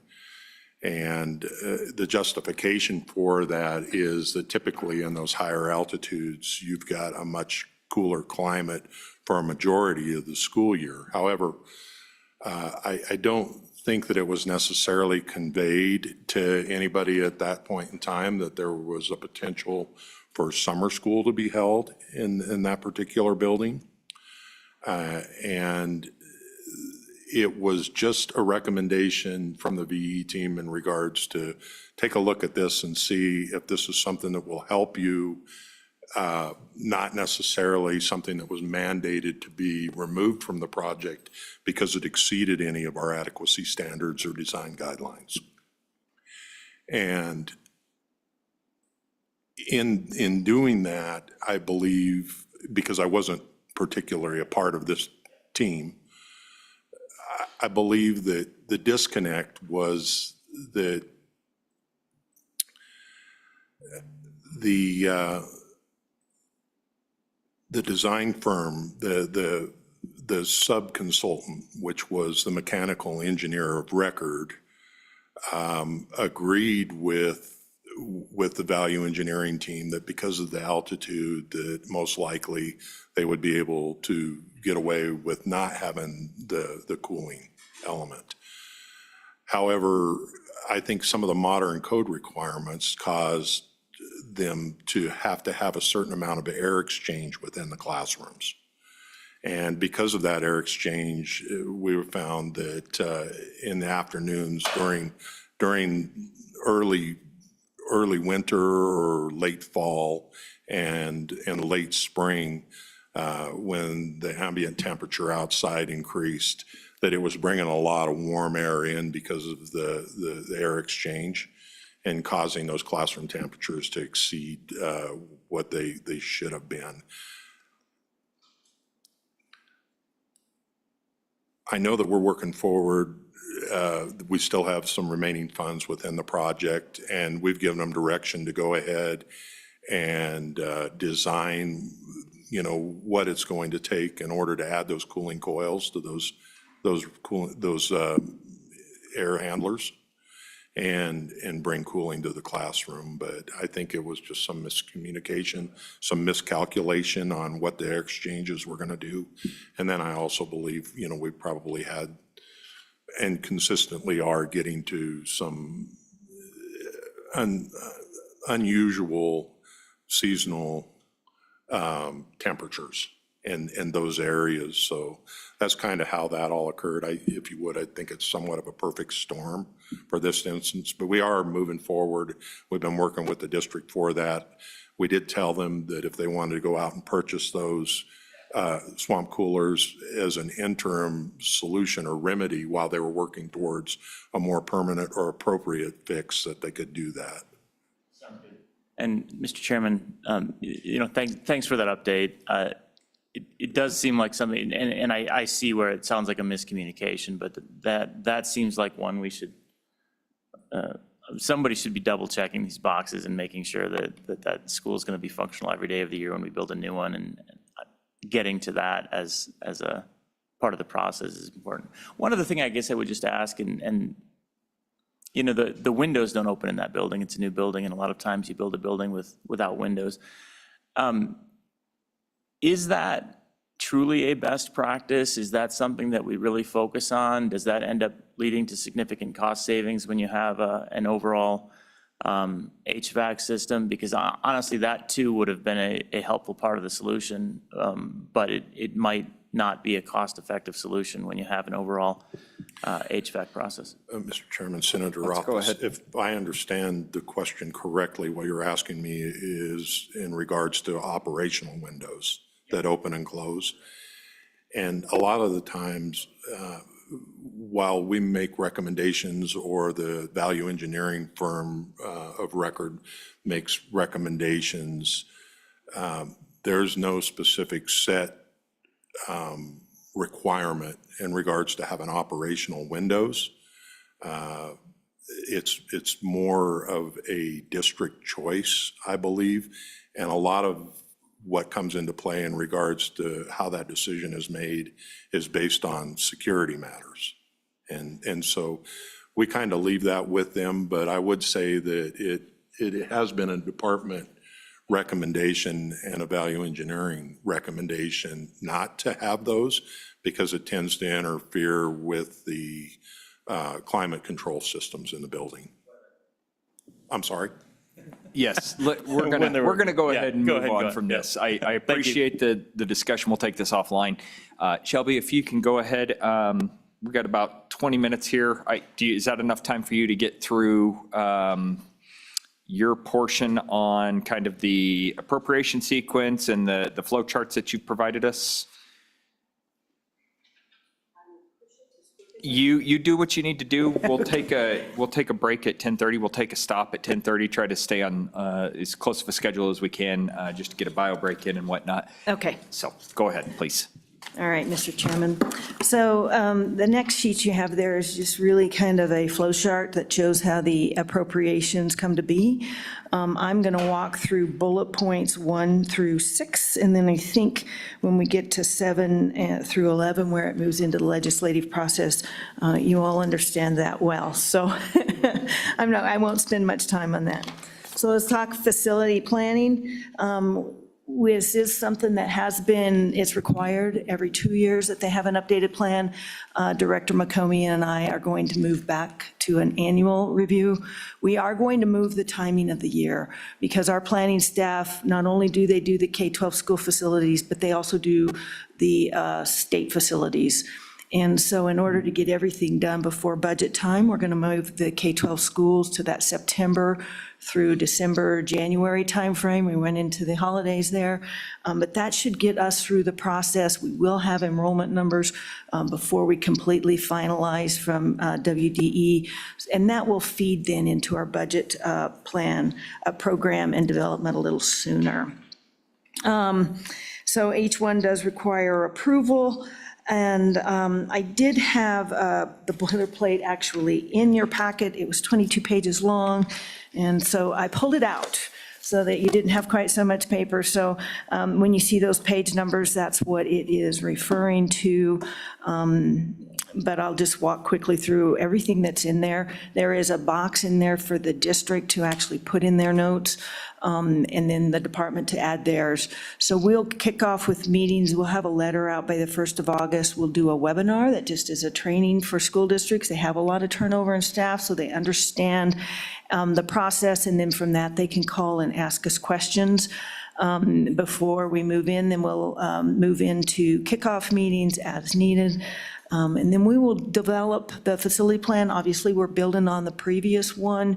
With all that information, we will create that. We will pass it off to the district, give them about 3 weeks to review it. We do ask for it back about a week before we're going to actually do the facility plan meeting with them. And that allows us then to pull that in, get it loaded into the system, and be ready to discuss it with them. So we will look through the list of items there. We're going to talk through land. We're going to talk through building square footage disposition. Have they changed the use of a room? Those types of things. We're going to talk through capacity. What's their major maintenance needs? Obviously, the assessment is feeding in to support these facility plans. We'll look at allowable and excess square footage and plans they have to reduce excess square footage. We'll talk about charter schools as appropriate with those districts that have charter schools. We'll talk about capital appropriations, capital projects, talk through completed projects. Then we'll talk about needs reviews based on capacity and condition schedules, different notes, anything of importance that's unique to that district. And then they do get a signature from the superintendent. I did just put, these are intended to be long-term comprehensive plans. They are very thorough. And I just put in a snippet of kind of the major maintenance portion to kind of, you see that first one, distribution systems to be completed in 5 years. We look at that condition score. You might remember those that have been around. We used to talk onesies, twosies, the 1 and 2 units and components that are not in good shape. They're either failing or they're poor. And so we really focus on those components that are in poor condition. And then you'll see the status, because sometimes they may show in poor condition because they've hit the end of their service life. That does not necessarily mean that component needs to be replaced, but it does put a flag on it for the district to know they need to be watching for it, they need to be planning, they need to be watching performance. So you see on the first one, it says to be completed in 5+ years. You might see somewhere, they're working on replacing it now. You'll see somewhere they say it still has service life. We're not going to worry about it right now. To complete in 2 years with their floor finishes. So it was just to give you kind of an example.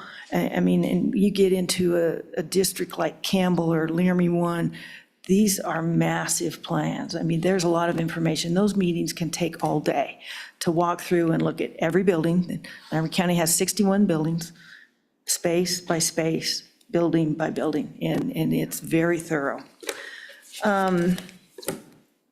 With that, I move through facility plans very quick. If there's any questions on plans before I move on to Mercer studies. Committee? The only thing I would just compound on that is that it's a collaborative process. It is, and it's done in consultation with the district. It is not the state coming down saying this is how it needs to be done. So it's my understanding that the district is heard, but there's also some pushback on certain things at certain times, and that's a requirement set by either rule or by statute. And so I think it's clear, and we need to make it clear to everybody to understand that just because these meetings happen doesn't mean there's not disagreement as everybody walks out. And so the disagreement, like say, we do have a remedy for that as well. But I think it's very important to understand that the changeover in as many administrations as we've had in the state construction department over the past couple of years, there's been a lot of collaboration and maybe not as much agreement as we would have liked. So I do appreciate the hard work that you guys do, and I know your staff does a ton of work, and I'm not sure how you guys have enough time in the day to do your every other day job. So thank you for that. Yes, Senator? So, Shelby, I've got a question. Where do we stand with respect to the component project system? I got a little confused over the last couple of years. It felt like we were trying to move away from that a little bit. In my experience, that has been a really workable way to get to some of the projects that you just pointed toward because of the statewide appointment of district folks who come together and end up providing the commission and the select committee with a pretty well thought out list. Where are we at with that?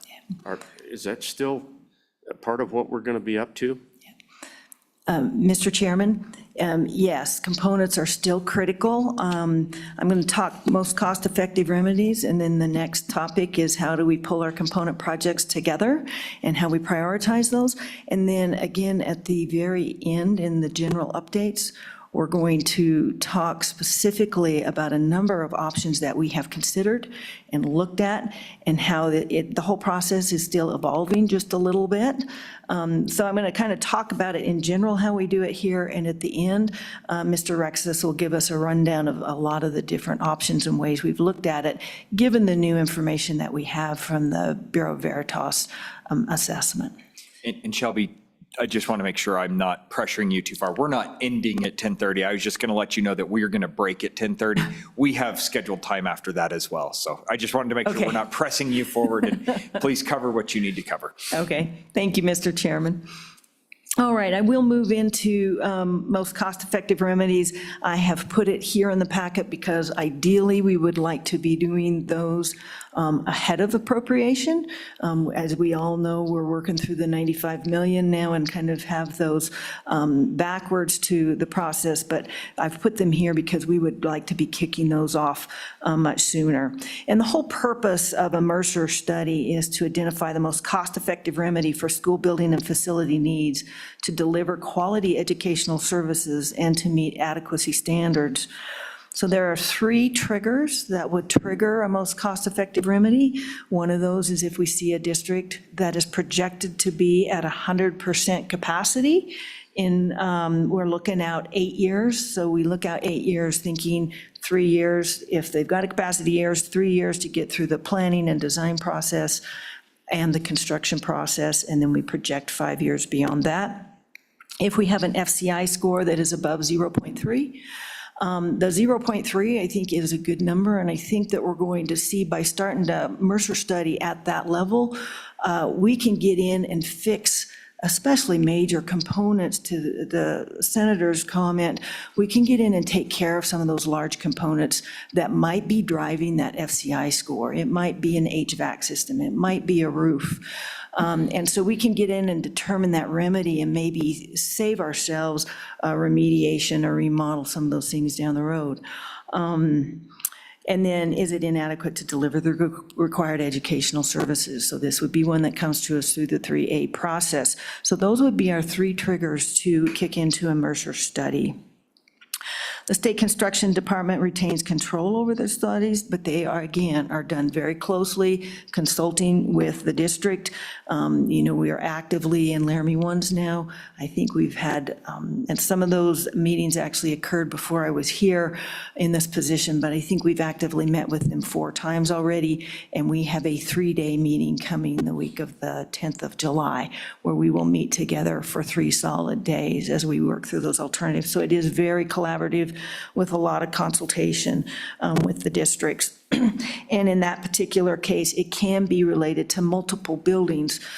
So in some cases, we may be in just looking at one, like if we are at Sweetwater and we're just looking at their high school, they only have one high school, we're looking at their high school, I guess, and their satellite, maybe I should say. But in many cases, we're looking at multiple buildings. So when we go into Laramie One with their elementary schools, they had 3 conditioned schools, they had 3 capacity schools.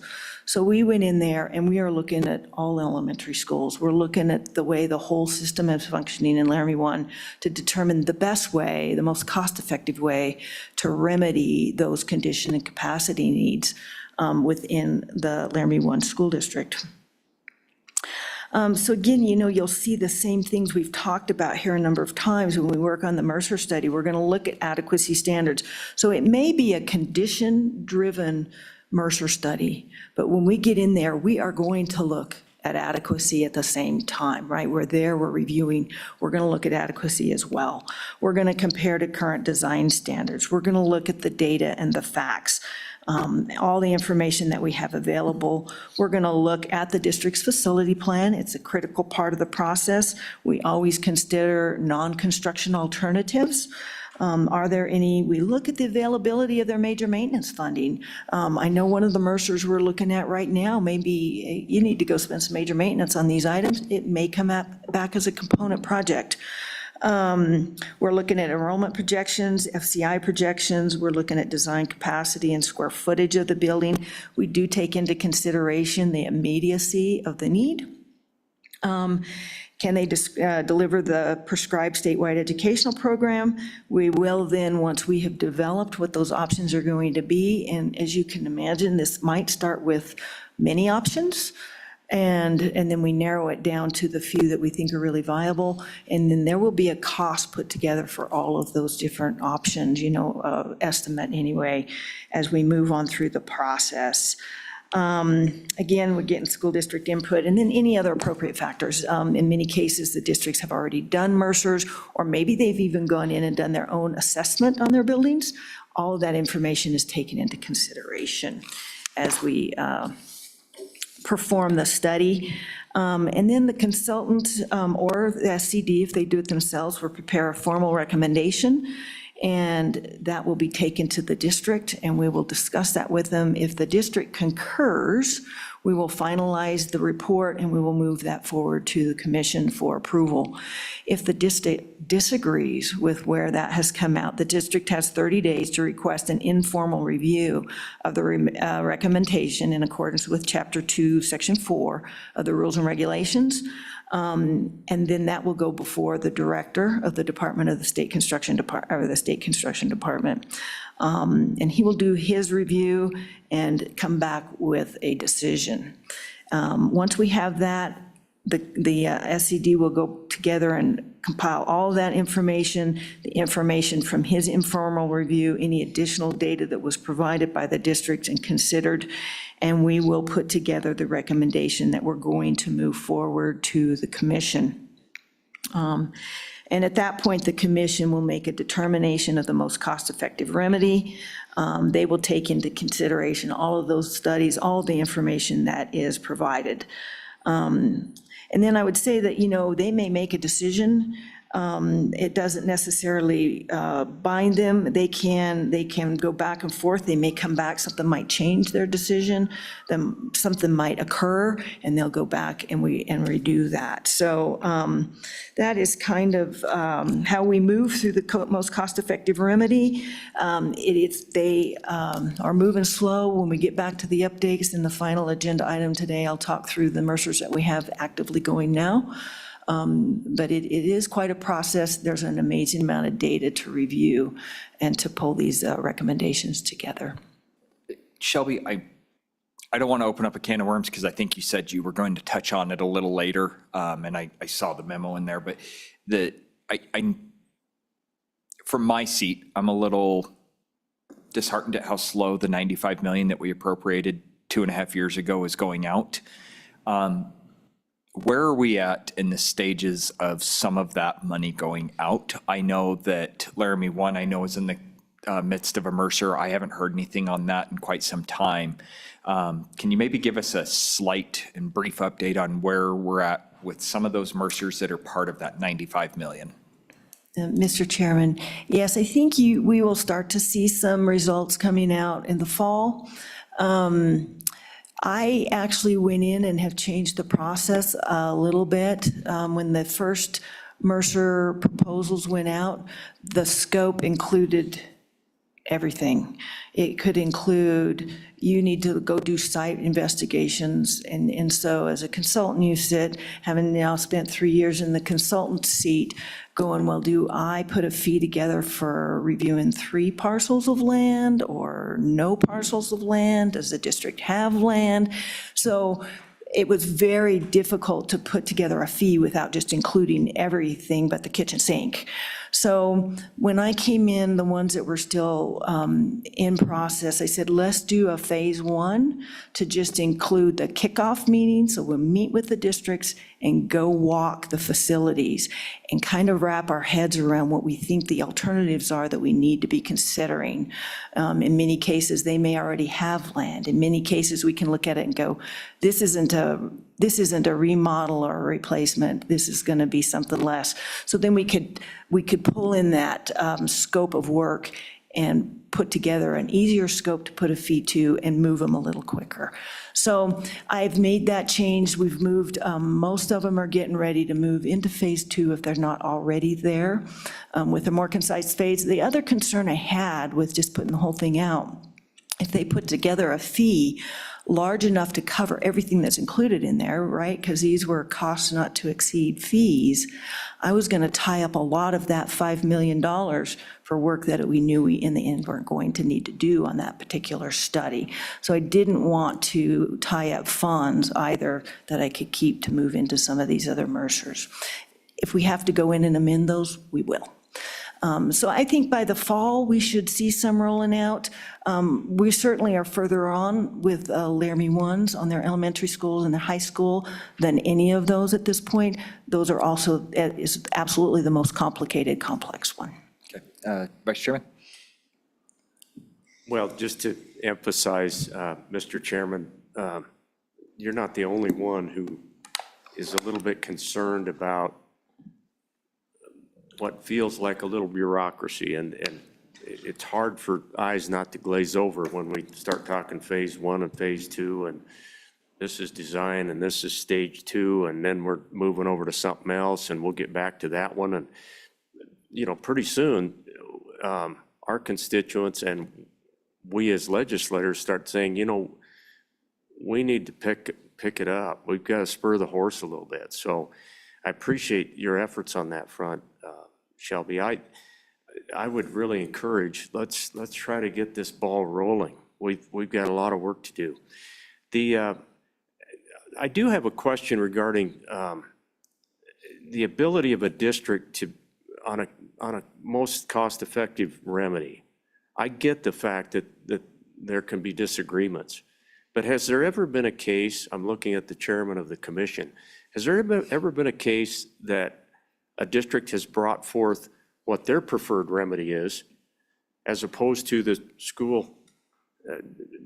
school facilities agency opinion, and has the commission gone the district way? It just feels like that, is that Not to really? my knowledge to date. I just wonder why that exists. If, if the remedy has been decided upon, I guess a district can present an alternative, but The earlier Mercers are always done by the districts at their own accord. And, if I hire you to do a job for me, I'm going to tell you how you want it to come out. yeah. And that caused some problems, but the new way is going to eliminate that. And I truthfully believe, Senator, that the new process is moving faster. They got 3 companies now that are doing the Mercers, and they are moving. And I think you're going to see a real increase in speed. Appreciate that, Mr. And Chairman. Thank accuracy. you. Yeah. Yep, Senator Rothfuss, please. Thanks, Mr. Chairman. So we've created the necessity of the Mercer step, and it does seem like over the years it played different roles and it was of different levels of importance depending on how complicated the problem was. The question I have is, do we always need to be hiring out for a Mercer study if it's a circumstance, for example, where you see, all right, well, this district clearly needs a new school? Are we paying money to get an answer that we knew before we paid the money sometimes? Or are we getting value out of it? A lot of times we create bureaucracy, it goes in statute, we do it because we're being told to do it. Does it always make sense? Are we always getting our value? It's actually a really good question, and I'll take it a step further because as the vice chairman alluded to, I do get concerned about the case of bureaucracy, right? I think that there's a time and a place to slow things down and make sure that we're dotting our i's and crossing our t's, as we just heard about a school that didn't quite have the right information when it came to an HVAC unit, right? We need to make sure that those things are crossed. But there's also a point in a time where we can look at things commonsensically and understand that there's X, Y, and Z, and that is one of the best paths forward, and do we need to drop $200,000 on a cost-effective remedy study? Because statute, I believe, does say and does allow for the department to provide that remedy as well. So if you can answer that, Shelby. Yeah. Mr. Chairman, Senator, yes, the statutes do allow, and the rules do allow for the SCD to do that Mercer study in-house. There have been some of those done in-house. I would say when we get to these more complicated ones, they just take a lot of manpower. And the benefit, I think, is looking at all those options. I think when you look at a simple one, like I think the ones that were done recently were for transportation facilities, a bit simpler than looking at how you're going to remedy, a building completely. Is it a remodel? How do we remodel that? Looking at the systems, are we going to make an addition? It gets very complicated, and I think with the value that we get from a consultant and all of the subs that they then hire to help pull that together, when we get to the selected remedy, we're going to get a good cost from them and on that remedy. And we know what the remedy is, we're moving forward. And then we know the number of capital dollars that we need to assign to that. So I think it can be done both ways. Absolutely, if it's a simple one, they can be done in-house. Vice Chairman? So just real quickly, Shelby, do we have Mercer studies that have been done by the districts themselves? Are they still out there? And how do we handle those? It feels like maybe that's a little bit of a waste of resources. If we've got one, I certainly get where the chairman was coming from. We want to make sure, but it feels like we could evaluate a Mercer study that's already been done, and if there's shortages or concerns within that particular Mercer study, couldn't we modify and instead of starting all over with the state coming in over the top of a Mercer study that's already been done? And the only thing that I'll say on that is that was actually a discussion that I had 5 or 6 years ago on the floor during this process is that, a big portion of the why we do what you guys are doing now is because some of the larger districts have the availability to perform their own Mercer districts. Some of these smaller school districts don't have money to stretch another penny out of it. And so, that was brought to my attention, but I do agree that if we have, if a company will just use, company A comes in and they do it for school district number 1, and you guys hire that same company to go do another Mercer study over the exact same thing, it seems a little redundant as opposed to being able to take a look at what they've provided and say, can we just adjust this as opposed to going in and spending X amount of money to restart? Mr. Chairman, Senator Landon, the districts used to do their own Mercers, right? And you're absolutely correct. In some cases, many districts had the funds to go afford those. Some districts didn't. When I was here before, we started to see that move a little bit where the state started to fund those Mercers. They were still performed, contracted by the districts. And so we started providing money for some of those. It's our understanding with the new legislation and the new information that those need to be under the control of the department. So as we have hired companies to come in and do those Mercers, they are absolutely using the old Mercers. So with Campbell, they have the Campbell Mercers. They will be feeding off of those, and that's all good information that's being considered. Same with Sweetwater. They had Mercers.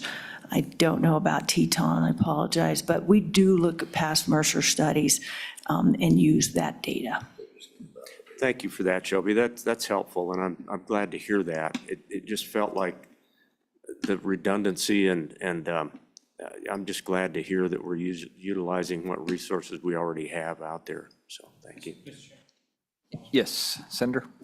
On the internal versus external, I guess my ask would be to ensure that that is being thoughtfully evaluated, whether we should go external or whether it can be one of those quick decisions of, looks like, everyone agree. Does everyone here agree they need a new elementary school? Show of hands, okay, then let's just do that.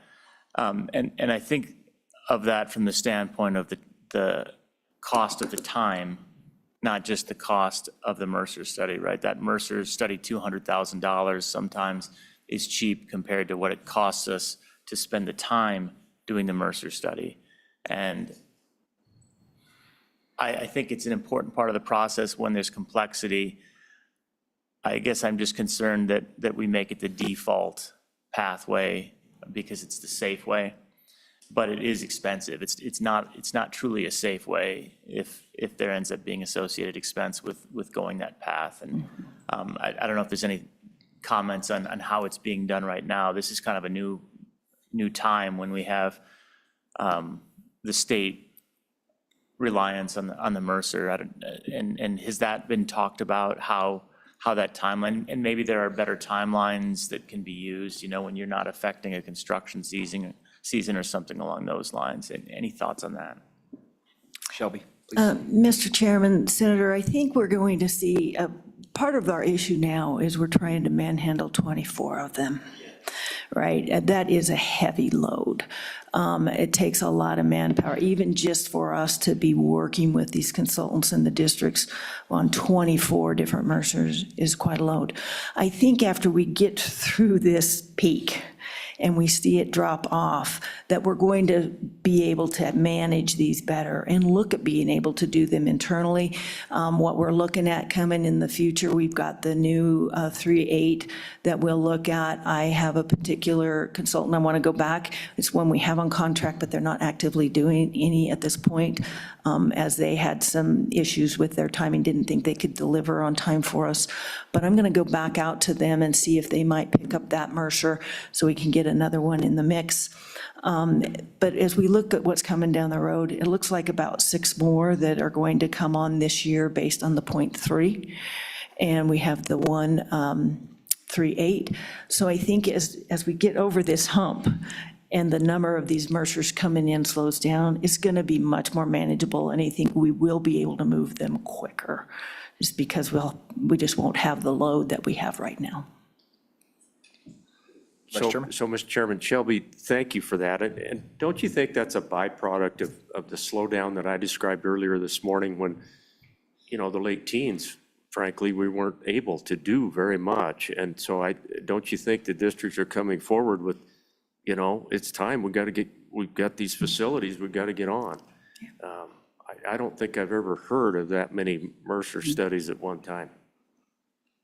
Shelby, please. Mr. Chairman, I agree, Senator. Yeah, I think we did get behind, and we've got some catch-up to do. And once we've got the Mercers in place, I mean, then it gives us a roadmap, right? We all know where we're going, and we can start to look, we can forecast where we need to be as we prioritize these and the dollars that need to be coming. I think the other topic I'll talk about later this afternoon is the 20-year strategic plan that kind of feeds into that. And how do we forecast and plan for what's down the road? And right now we're playing catch-up. So, Basically laying asphalt on the road base as the road base is being laid down. yeah, absolutely.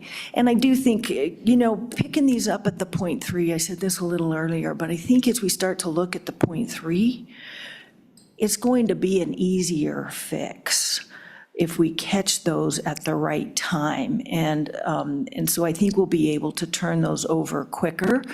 And then when we get the 3/8 that are coming in that really are going to drive a renovation or a new school, there won't be so many of them coming all at one time. We'll be able to phase those in. Okay. Committee, any more discussion on Mercers? Shelby, do you have anything else left on Mercers at this point? Mr. Chairman, no. All right, I am showing we're 7 minutes back behind the schedule on that, but this was good discussion, and I appreciate the answers and the discussion around the Mercers. I think it's one of the more important topics that we're going to be discussing throughout today. So with that, let's take about a 10-minute break, and let's just be back in here at 10:47.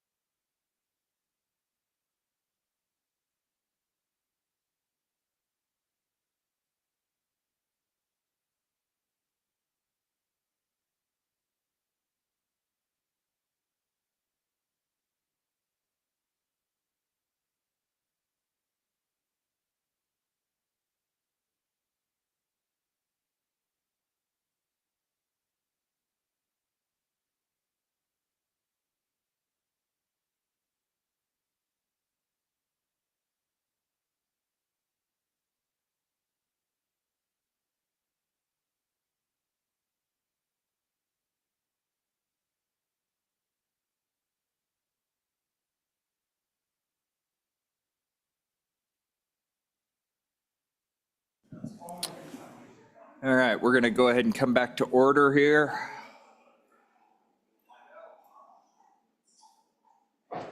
Believe I need one more technically to be at the dais here, so. All right. Thanks, everybody. We'll go ahead and come back in. Shelby, I believe we just finished up Mercer's, which kind of puts us into, if I'm going through here, component. Is that right? Is that your next?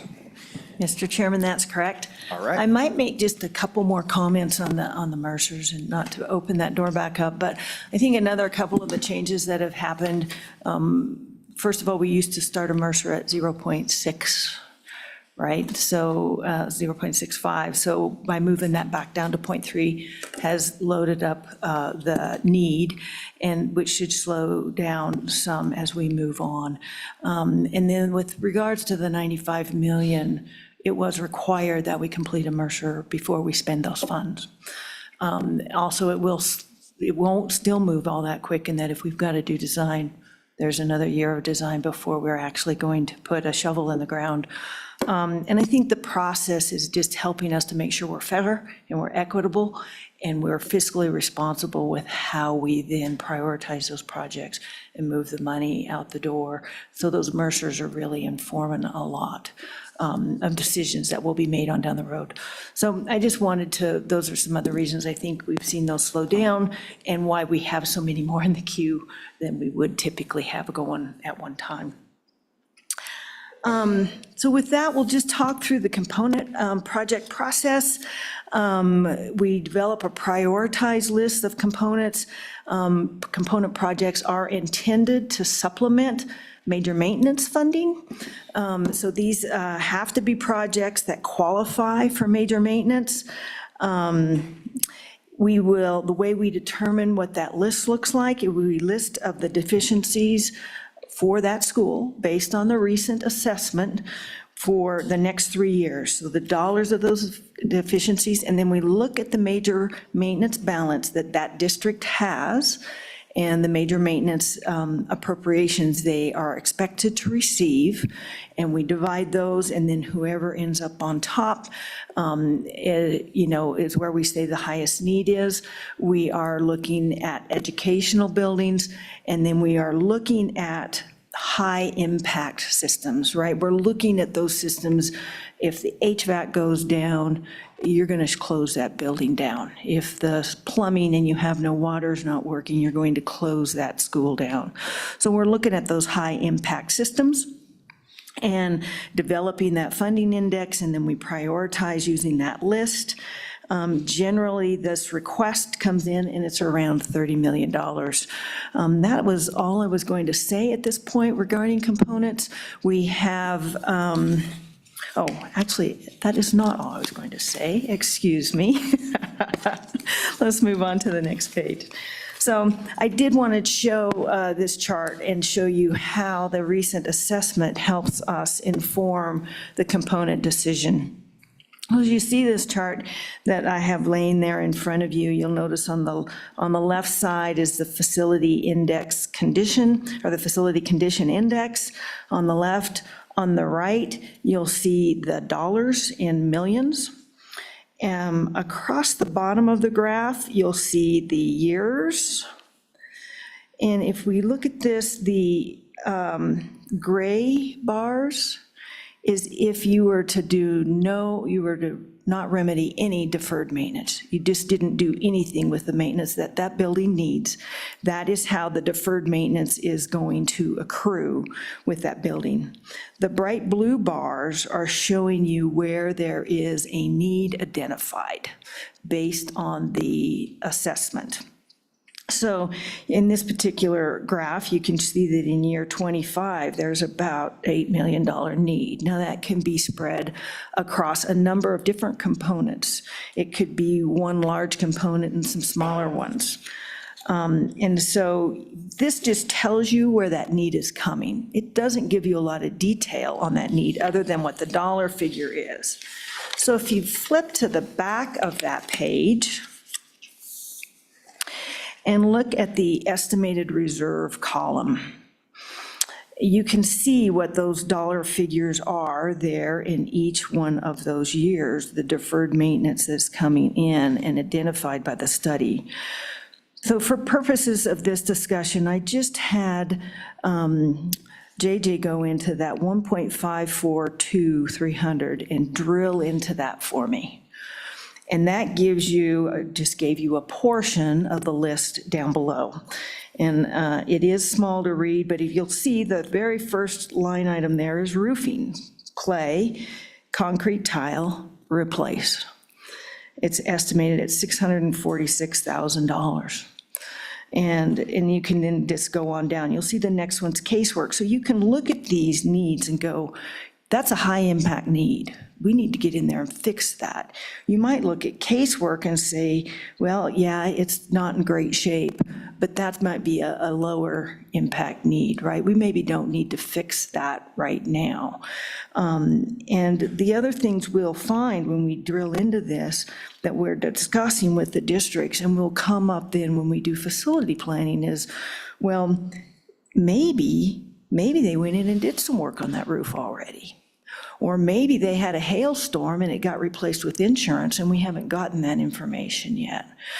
And so those things can shuffle around, and we just need to make sure that we are tracking. And I think this goes back to some discussion that I heard in past select meetings from last year, is this is dynamic, right? We will go in there and take off those remedies or those components when they have been fixed. And so that will then shuffle the whole list on what your FCI score is. But for this discussion, I just wanted you to see the value in being able to drill into those lists and identify what those big components are that is driving that condition index that we're looking at of a 0.3 to come in and look at that school for a component project.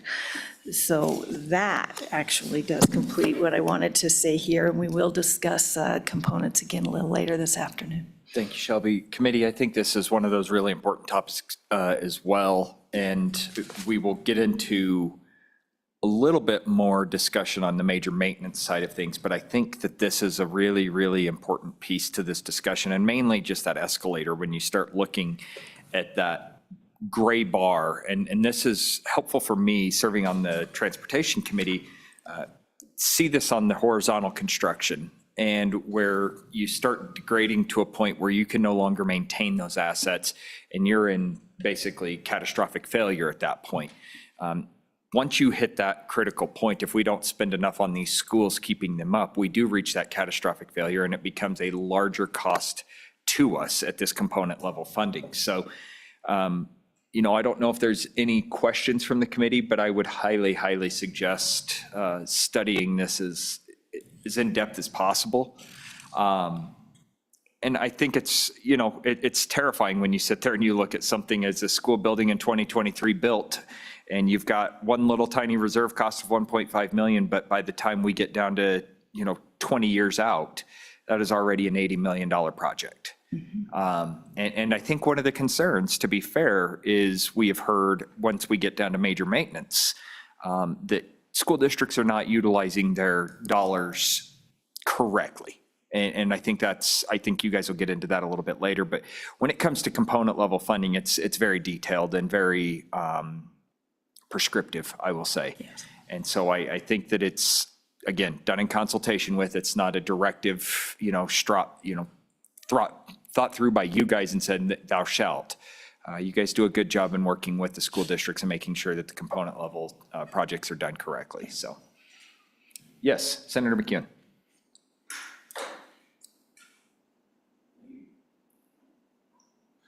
Thank you, Mr. Chairman. I'm wondering, do we run into major maintenance problems because we're not doing very good minor maintenance? And if we did, would that flatten this line out a little more or not? Thank you, Mr. Chairman. Shelby, I'll let you go ahead and explain the difference between component level. I do think it's maybe a critical distinction, component level versus major maintenance, and what we're looking at there, because I do think the senator is kind of re-expounding upon what I was just talking about. Mr. Chairman, so certainly we know that routine maintenance needs to be done on a regular basis, right? And I will discuss that a little further when we get to the major maintenance topic. And if just general preventive maintenance in general is not kept up with, we certainly lose ground maintaining that building. That will be a discussion and a major part of looking at a 20-year strategic plan. If we move that forward is, how is the routine maintenance being performed? How is it properly funded to ensure that we're getting enough money? Now, routine maintenance is done through the WDE side of the block grant. That doesn't funnel through the state construction department. We just focus on major maintenance and component level projects. Doing major maintenance on a timely basis is critical as well. And I do think by us starting to look at FCI scores of a 0.3, it will help to say, we need to get in here and spend some major maintenance on this building and these components. So I hope that answers the question. I do think Mr. Rexis wants to interject here. Say John was chomping at the bit there. He is. Thank you. Mr. Chairman, I wanted to give a little bit of magnitude to these FCI scores. And essentially, if a building is scoring a 0.30, what we're saying is the amount of the deficiencies within that building amount to 30% of that building's value. So I just wanted to point out that if you've got like a $30 million building, and typically you'd probably see around 2.5 of that 30 being attributed to the mechanical system, that's going to move the needle at about a little over 8%, right? So you're looking at a 0.08 on just that one system of that 0.30. So it truly is cumulative. And the mechanical system is probably one of the most expensive components of a building.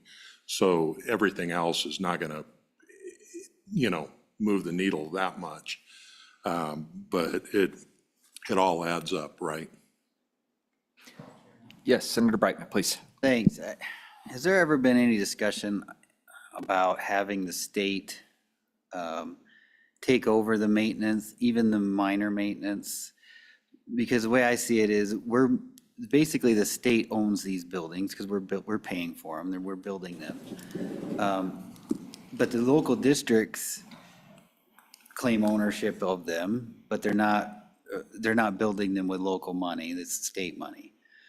And there's also incentive for them to not necessarily use all the money in the block grant for major maintenance or even routine maintenance, and maybe possibly take it out of one pocket, put it in the other, give teachers raises, whatever, because the money's fungible once it's in the block grant. Has there been any discussion as to just taking the whole building component out of the block grant, give it to you guys, and you guys are in charge of making sure the roof's in good shape, everything's on the up, and it takes that incentive away from taking that money out of the block grant and spending it on other things. And then we're always in this constant circle of, like Senator said, if they're letting those things go and then 10 years later they come back to you guys and say, oh, we need a new building because we let it deteriorate.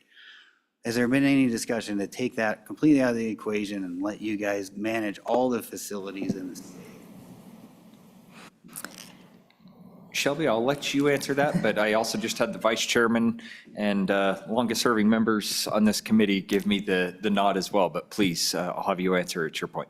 Mr. Chairman, so I think I'll start by just saying, while the state provides all the funding to build and maintain these buildings, the ownership still lies with the district. They still own those facilities. With that being said, I'm not aware that it's ever been talked about for us to take that over. Now, maybe that's not accurate. Again, I was here 2 years before and only 3 months now. So maybe those discussions have happened and I'm not aware of them.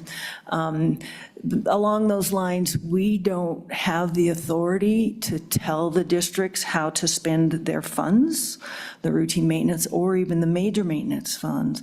But I do think with us starting to look at a 0.3 and start doing Mercer studies at that point, we're going to have to be seeing that major maintenance money spent on some of those activities. And I'll talk about how, they can use some of their major maintenance towards enhancements a little later, but they can't go in and start spending money on some of those other items until they've addressed how they're going to take care of their poor or failing systems with their major maintenance funds. They have to address those first. So hopefully that somewhat addresses your answer, or your question, but doesn't certainly give a complete answer. Vice Chairman, did you want to give a little historical context if you're interested? Well, yeah, thank you, Mr. Chairman. So the senator really drilled down to the conundrum that we have faced for years. And we face it on lots of policy considerations that we have in the legislature, is how much state government is appropriate versus local control and local government, and the ability to take care of your own property, for example. It was about 5 or 6 years ago, I'm looking at the senator next to me, where we tried some accountability legislation in this regard, and it didn't get enough traction to make it through. It was a reporting mechanism, and part of the problem that we ran into, Mr. Chairman, is that we have a lot of districts out there who obviously don't have the man and woman power to lift a program like that, to be reporting to Cheyenne every day regarding exactly what they did all day. Some of our bigger districts probably would have had an easier time, providing that information to us. But we've wrestled with that for years, Senator. Where's the accountability? Where's the, where do we land in terms of policy? Do we want a bigger Cheyenne, or do we want to figure out a way to work better with our districts? For the most part, in all my years, I think we've done a pretty fair job. I do think that the component level approach seems to have worked as well as anything that we've done. I'm looking at the back of the room. There's some friends back there who do this for a living, but that's a sort of a collaborative approach, and it seems to work pretty well. But anyway, I'll stop there, and there's a couple other members of the committee who have been around for a while too. Senator Rothfuss, please. Thanks, Mr. Chairman. Well, one thing that's challenged us for a lot of years and challenges the process is the fact that we do have the various sources of money siloed in ways that they don't feed each other. So you've got major maintenance funding, you've got new building funding, you've got components, and then you've got routine maintenance, which comes through the block grant on an ADM basis instead of associated with the building. And they don't mingle, so you can't, if you save money in one place, like if you save money, or if you spend all your money on routine maintenance, it doesn't matter to them. On the routine maintenance, it doesn't matter to the major maintenance. And if you save money there, it doesn't matter on the building. So that's always been a challenge that we've struggled with, and component also is entirely outside of all of that process, that where you just have, the roof failed, what are we going to do? There's no money to pay for it. That is one that we've struggled with for years, and I don't know that there's any easy solution. Yeah, the routine maintenance, I will say that I know that the General Appropriations Committee is looking at something to regulate routine maintenance right now. But I read that bill, and it looks pretty onerous and top-heavy and micromanaging, and I don't think it will necessarily get to where it needs to go. So these are all challenges we've wrestled with, and if there are solutions in ways to make them work more effectively, I think we need to explore those. But yeah, it's a challenge when we do track major maintenance. That's well known. At least we know what that's spent on. On the routine maintenance side, which gets to Senator McCune's question, we don't really have a sense of it, of where it's being used. Although districts probably internally document it, I don't think we have the capacity to see or have insight into where and how it's being spent. So one thing that might be easier than just taking control at the state level also, and it probably cause other problems, right? Solve one problem, cause two, would be to have isolated funding for routine maintenance, and then you would see what gets spent. So you separate it out from the block grant, make it categorical, that can be done. And we'll find out what the problems with doing that would be if we chose to. Thank you, Mr. Chairman.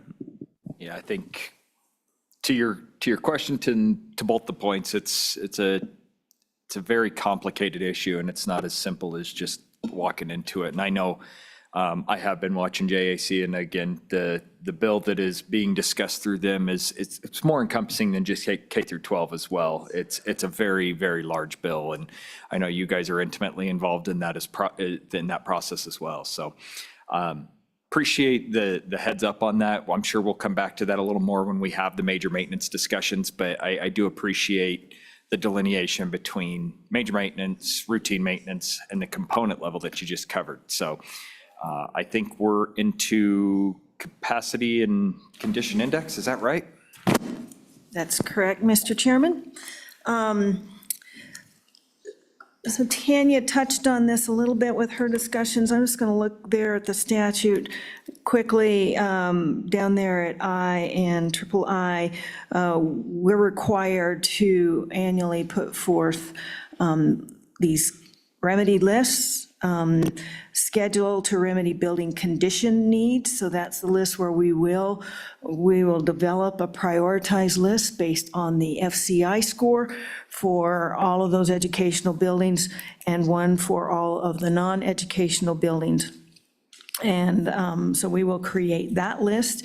It is based on using the Building Systems Condition Reference Guide for building conditions. So we will generate that condition list. In addition, we will create a remedy building capacity needs list. That list is based on looking at student enrollment. When we look out 8 years, because that will allow for design and construction of a project, and then 5-year projection if we need to address a capacity issue. And I think, as was mentioned earlier, when we look at taking care of capacity needs, it can include a lot of different options to deal with capacity, consolidating facilities between and within and among districts. So when we start to look at capacity, it can get fairly broad. Yes, Senator Rothfuss? Thank you. Have we done any actual consolidation among districts, a consolidation that spans a couple of districts based on it being the most cost-effective remedy? I do not believe that Mr. Chairman, excuse me, I do not believe that we have. And I do believe before that can be finalized, it has to come before your committee. Okay, thank you. So the condition schedule, we're going to look at the FCI score. We project that out 5 years from the current year, and we interject any most cost-effective remedy studies that have been performed, along with any Chapter 3, Section 8 adequacy concerns, and we develop that FCI score. That's going to be the summation of the value of the deficiencies for the next 5 years, divided by the current replacement value of the facility. As we've seen, one thing I just might mention here, because we did see a lot of shuffling, the current replacement value, given what the costs of construction have done in the recent few years, has taken that CRV of a building way up. And so sometimes you'll see something that was up higher drop down simply because that denominator in this equation has gotten so much bigger as we've gone through time and seen what's happened to the construction industry. Senator Rothfuss? Thank you, Mr. Chairman. On that calculation, though, with the new software, I do know that on some of the value of deficiencies for the next 5 years, in the previous version, it would depreciate an item linearly over its lifetime. And at this point in time, it is a step function of your roof is perfect for 25 years, and I'm being arbitrary. I don't know how long we estimate our roof lifetimes, but it's perfect. And then on the 25th year, the software shows it as now being a defunct roof. So you'll have a good FCI score, and then the next day you have a bad one. And, you know, it's an alternative interpretation, but I guess the question, now that you've been looking at this for a while, is that the appropriate way for us to contemplate it? Because in my view, when we're thinking of an FCI score, if you've had 24 years on a 25-year roof, it's probably more accurate to contemplate it as you've lost 24/25 of the value of that roof when you're looking at what it would take to bring it back up to its serviceable capacity. So I'm just curious, they could do their software either way, right? It's just software. Has that been a discussion that you've all talked through, whether we should be reporting it as depreciated or whether we should be reporting it as a step function based on its serviceable lifetime?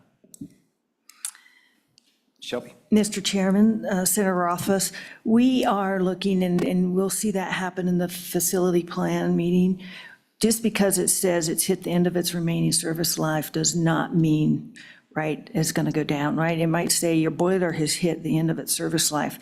If the boiler's still running just fine, we're going to discuss that, and we can go in and we can change those values, or we could extend that time out. So we will have the ability to adjust those and not just say that roof is going to stay there as a need, even when we know it isn't a need, or it's in fine condition, or they've been in and done some work on that roof, in which case we'll adjust it. So I would say it's not really a static, right here, remaining service life. We're going to keep that need there. We can adjust those.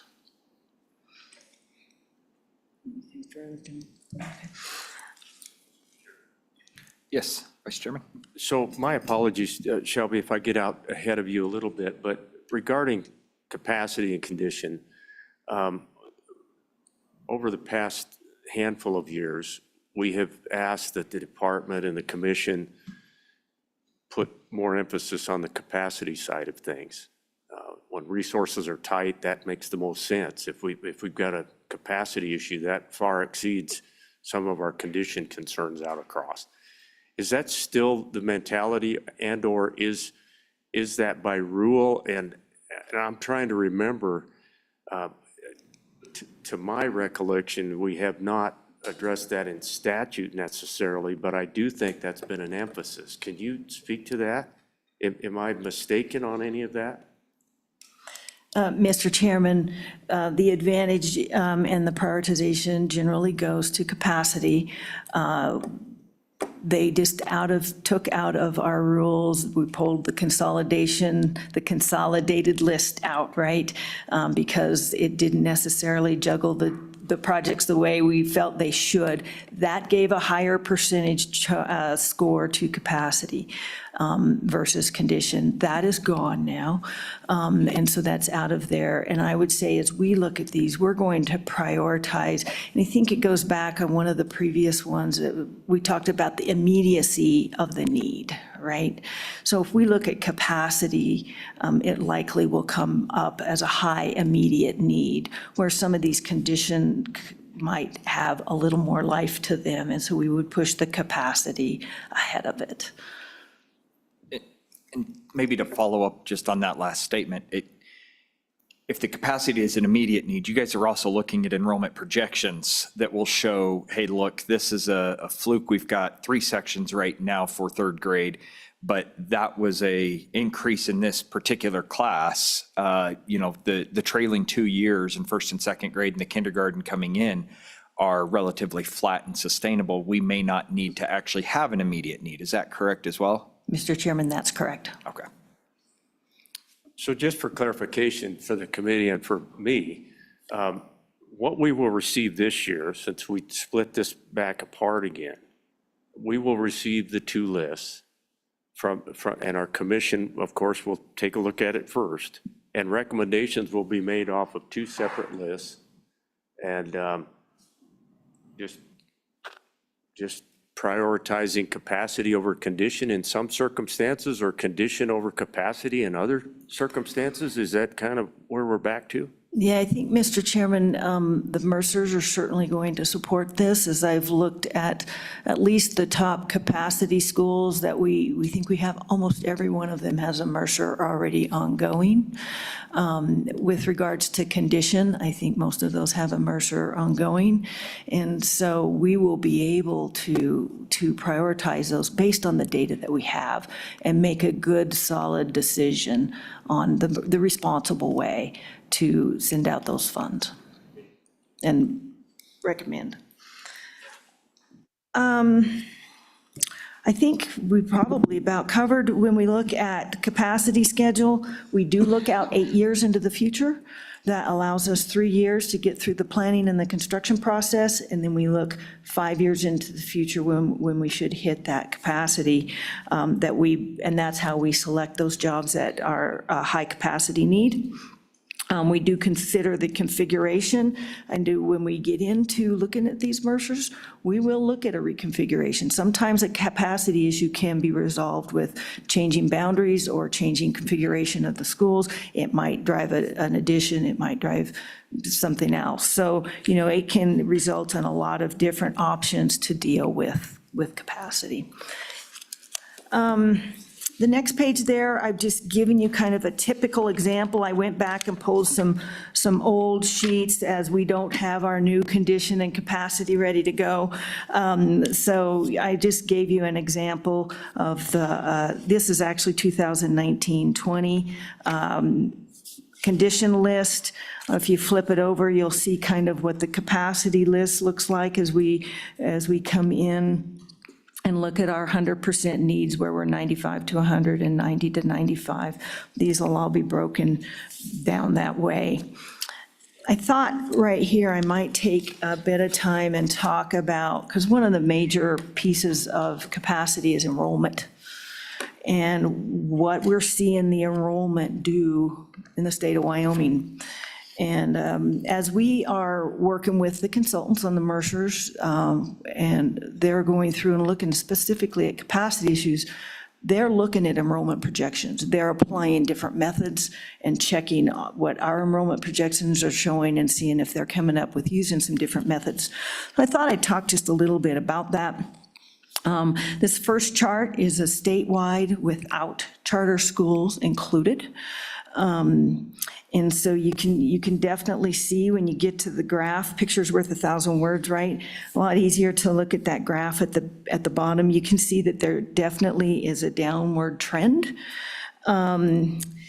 We have looked at, with the concerns on how COVID impacted us, we have gone in and we've looked at what happens if you take the COVID year out. In general, it doesn't help, because most districts have not popped back up to that pre-COVID level yet.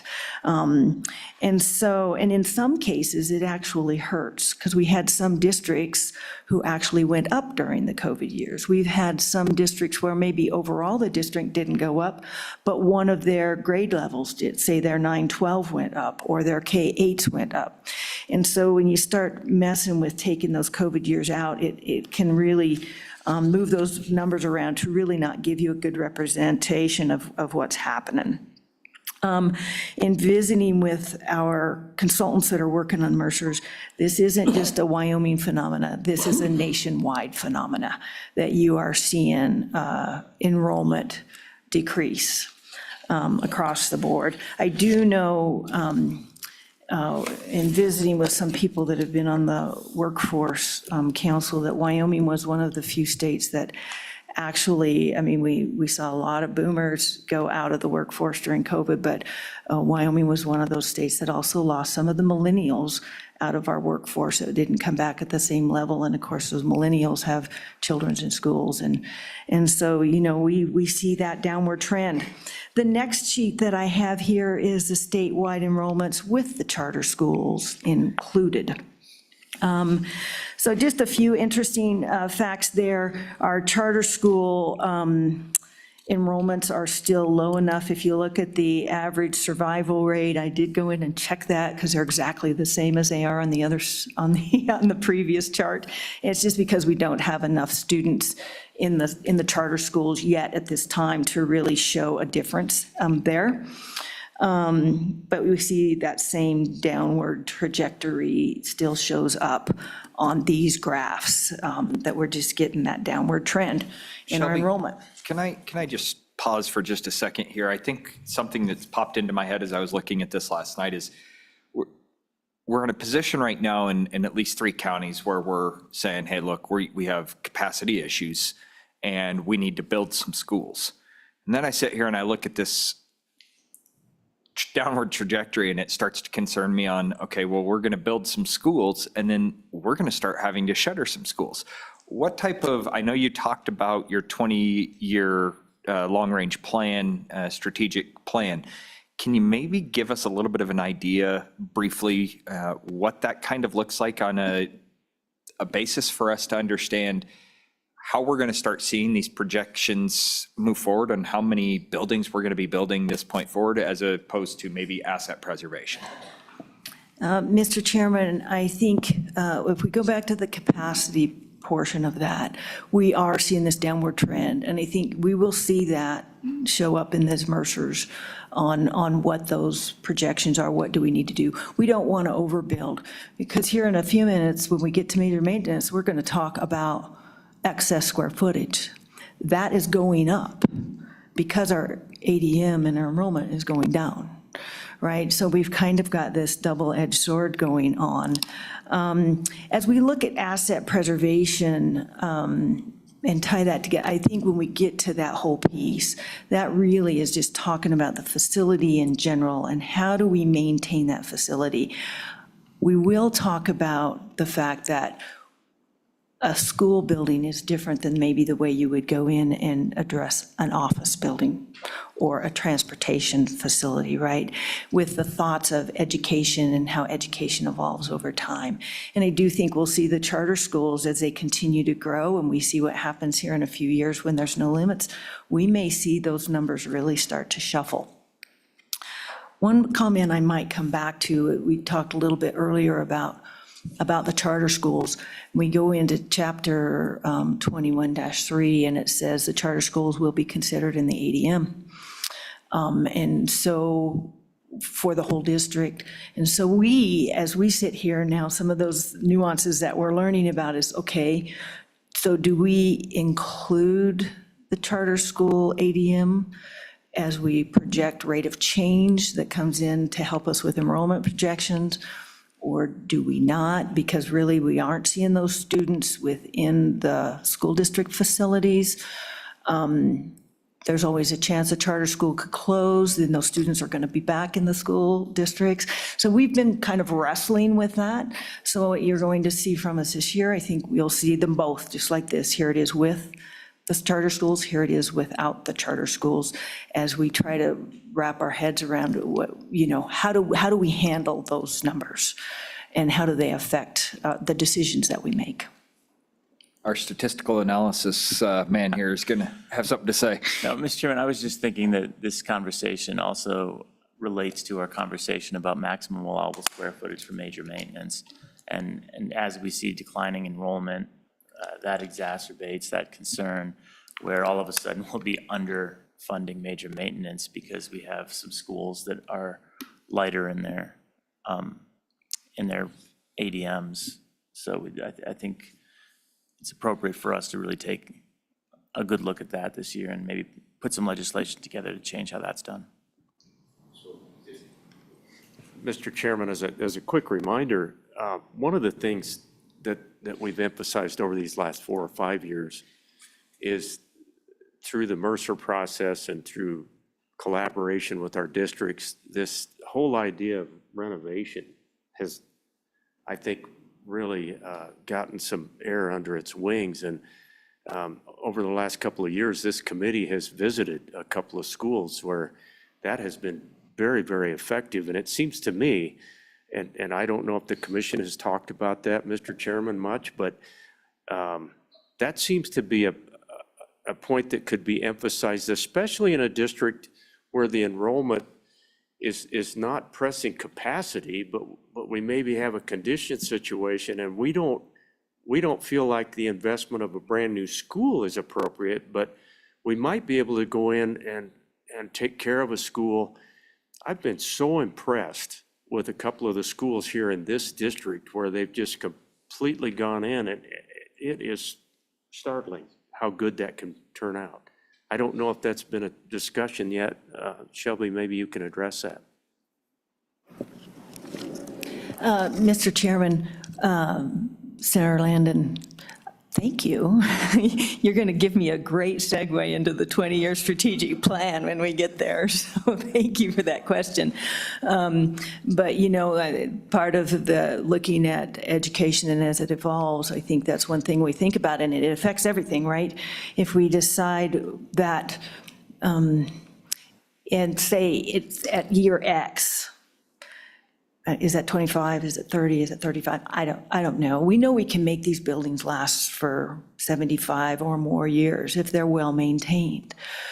But I think all of us, or most of us here would go, well, when I went to school, I wasn't carrying a little computer around with me, right? I was sitting in a chair with a chalkboard. I didn't have smart boards, those types of things. So education has evolved significantly. And so maybe the way you look at it is you fund a little lower at your major maintenance and or routine maintenance levels, and you plan, hey, at year X, we're going to go in and we're going to do a major renovation. Maybe that's year Y. That's then going to adjust the level that you want to fund your major maintenance at. The longer you want to keep that school without doing a major renovation, the higher your major maintenance value has to be if we want to maintain the condition of that building to last 75 years or 100 years, whatever we want that life cycle to be. So we certainly have been discussing it as we're talking 20-year plan. And we have had some discussions with the commission on this concept of a 20-year facility plan. Yep, please. Just a quick follow-up comment, and thank you for that, Shelby. I think, you know, there's a lot of other benefits if you at least have that being one of the arrows in your quiver, and that is that you don't have to build a school way on the outskirts of a town. For example, you can maintain that site, retain the site, which I think is really valuable. Because what we've discovered in some of our districts, you know, we've had to move way outside it just creates transportation problems and challenges and, you know, emergency considerations, all of those issues when you start building those schools way out on the suburban belt. So there's some advantages to thinking in terms of major overhauls versus brand-new buildings. Shelby, just for this, we're going to go ahead and move you on. We're going to go ahead and pick into the, I think you've got the annual report and budget request to roll through, is that right? Yep. And that kind of hits the last piece of this portion, is that correct? That's correct. I might just take a look at that next chart I have there that just kind of shows you in green are the districts that are back up to their pre-COVID enrollment or are actually above it. The blue are back at their pre-enrollment level, and everything still shown in that pink at the bottom is still down below their pre-COVID enrollment levels. So I just thought that was a pretty good description. So I will move over to the annual report and the budget request. I think this piece will go fairly quickly. We are required to deliver to the committee September 1st for both of these items, an annual report. That annual report gives a status of the work that has been completed over the year. We talk about where we're at on progress of identified needs. We talk about facility needs addressed by the districts, closed or otherwise removed from operation. We do talk about major maintenance spending, amounts of funds expended to address building and facility needs, and the impacts of expenditures on the buildings and facility scores for condition and capacity. So all of that is wrapped up as we report about basically all the operations for the SFD and the funding that we are tasked with divvying out, that's not the right word, but that we work with in the districts over the year. Annual budget and funding recommendations also due on September 1st. In odd number years, you're going to get that 2 years, so that's where you're going to see our operating budget and those types of things. But we are required every year to bring forward a school facilities budget that will include money for, usually we have a major maintenance true-up request in there. You'll see components, you'll see capital construction requests, leases, you'll see lease in there this year from charter schools as we've got new leases coming on board, those types. So annually, we'll put those two together. We do have, if we are looking at a construction ask, we do have the Mercer that's going to support that. We will also go in and use our own budget worksheet. We look at, if we are looking at a new school, we're going to size that based on the capacity. We don't want to open a building at 100%, but we know where we're going to size that school to set. We know what that allowable square foot will drive. We know what the current rates of construction are. Based on usually history. Our history's a little thin right now to use to help inform that number, but we do have other work going on that we can see what the inflation rates are doing. And so we will pull all that information together and put together a budget request based on what we believe those projects will cost. Within statute, we are allowed to move, we will make those by project and by phase, as was talked about earlier, design, construction, and demolition. We can move 15% of the total appropriation back and forth between those if needed. I know it does happen some. We did a few when I was here previously, looking at potentially doing one now. It doesn't happen a lot, but those also will be reported in the annual report if we B11 funds between phases. We will include funding for major maintenance again. We will look at different financing alternatives. And we are looking at leasing of property, purchasing of property, and then in addition, we will be looking at covering inflation costs, unanticipated costs, off-site infrastructure costs, and other such contingency or special project or costs that are wrapped around a project. We think of special project costs. I guess one that comes to mind is, if we're working on the reservation, we're going to have to pay a taro fee. Those types of special costs that can pop in there on a job that are not common. The legislature may appropriate for both design and construction phases. The funding is never construed to be an entitlement.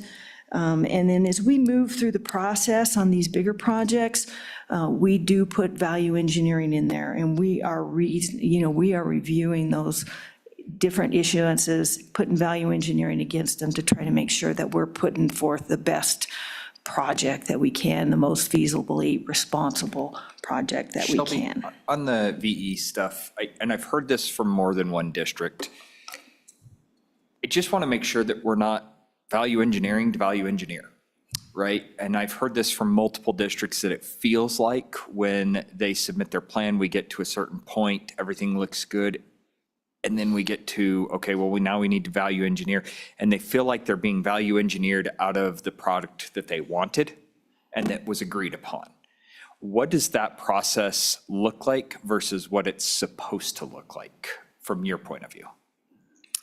Mr. Chairman, we do value engineer all the way through the process. So we start very early on putting some value engineering on those projects. So sometimes they're accepted and sometimes they're not accepted.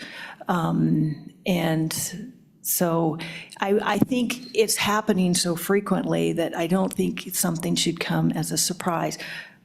The question might be, maybe we're hitting them a little too frequently. Maybe we don't need to be hitting every step, because certainly doing those value engineering reviews is not inexpensive either. But we don't want to get to the end and back up. That would cost us much more in the long run to back up to, say, 35% or 60% if we make those recommendations at 95%. So by the time we get to 95%, I don't think the number of VE recommendations are coming forward that haven't already been mentioned earlier. They will be mentioned again if they were not accepted earlier in the process. And certainly John's been through a lot more of these than I have. He may want to add on to that. He didn't look like it, but. Mr. Chairman, I think the only thing that I would like to point out is that we call it value engineering, but it really serves more than one purpose. I mean, it's a little bit of design guideline compliance review, and it's a little bit of constructability review, and it's a little bit of lessons learned too on other projects. So we try to implement all those things as we're going through.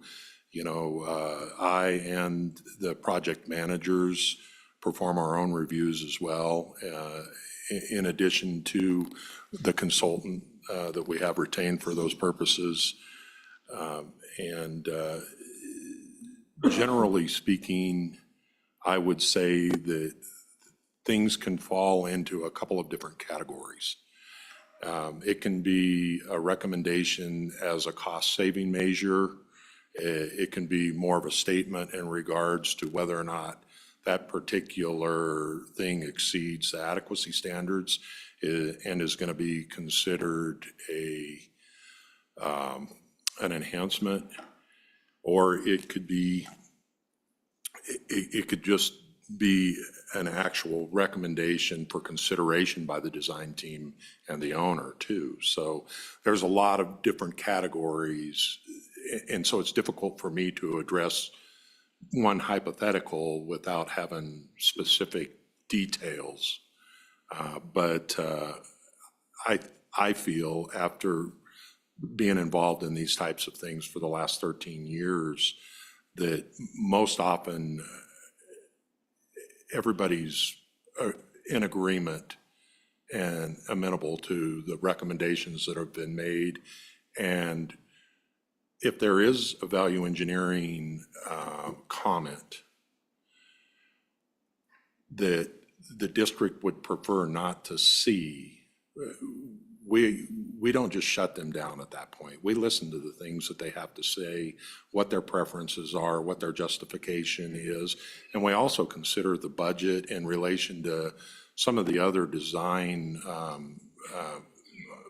pieces to see how that fits overall before we make a determination on how we're going to enforce any comments that are brought up. So, you know, it's not just always black and white, one way, yes or no. Sometimes, you know, there's a little bit of, oh, what's the word I'm looking for?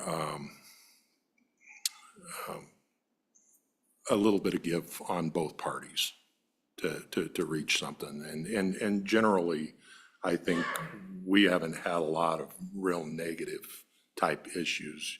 Usually when something like that occurs, there's something else that's broken within the project, right? Either we've got a budget that was submitted that was improper, or, you know, we've got some additional considerations that should be given for the reason why some of those things are being proposed. I would say, I think just that, given the nature of the conversations that I've had with at least the 3 districts that have brought this up to me, is more along the lines of what Shelby had mentioned, that it's, maybe we're doing them too much. But I also recognize the benefit of doing them too much too, you know, so it doesn't become a blindside at 95%. It's been mentioned multiple times. So I don't think it's a slap in the face or anything like that, that they're arguing that it shouldn't be done. I think it's more of at least from my interpretation, what I've heard was the discussion along the line of, it feels like we're value engineering just to value engineer. And like you said, if we're hiring somebody just to hire somebody, it does start to get a little concerning, but I appreciate that. Please continue. Thank you, Mr. Chairman. I think I just had this spreadsheet in here to talk through the rest of the process, but that's really passing that off to Select and how it moves through the governor's office and Select, and you draft the bill and it heads to the JAC, and and hits the legislative floor. And so I think you all know that process probably better than I do. And so, I guess just what's remaining in the packet here, there is a copy of the adequacy standards, Chapter 3. There is a representative facility plan in here that you can take a look at. And then the two capacity methodology and the enrollment methodology is included with the remainder of the packet there, just for your reference. So that's all I have. Committee, any further questions on the overview of the State Construction Department and/or the School Facilities Commission's role in the K through 12 school facilities?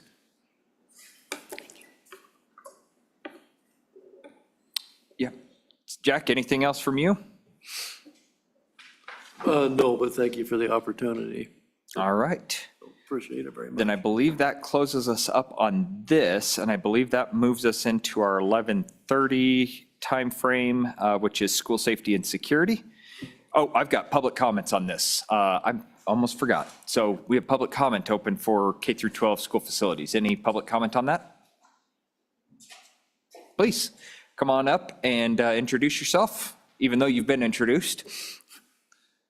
All right, see if I can make this go. I'll try not to take very much time. I'm Travis Conklin. I'm School Facilities Commission representative from up in the Bighorn Basin out of Cody. So my comment kind of comes from my professional experience and my life in Wyoming, and I'll turn my hometowner on as far as the state of Wyoming. One of the things that we talked about earlier that I think kind of fell out through this discussion with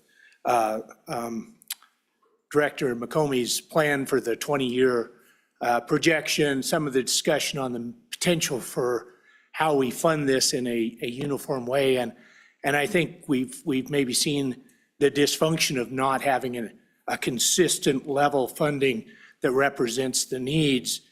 For example, transportation, the federal highway level going from a 6-year bill to whatever we throw out this week. And so just speaking to that, just from an industry side, I'm a professional engineer, and so I've done some work on these. I think having a consistent funding that we know that's going to be out there so that we can do our best, and this is where the hometown comes in, to keep these kids, bright kids, learning a lot through the schools that we're working on here in the state of Wyoming when they graduate from college, when they graduate from high school. And so if we have that consistent funding, we can achieve that. But as it turns out, from at least where I sit as an engineer, once an engineer ends up in Denver or California or North Carolina, it's hard to get them back. And so trying to get us consistent funding through the legislature, not the infighting that we saw this last session, but actually getting funding out there, recognizing that we don't want to be like Arizona, have all these retirees down there. They're not going to fund a school. They don't want to spend a penny on that. So anyway, I know I just thought I'd speak my heart as to, I appreciate all that you guys do.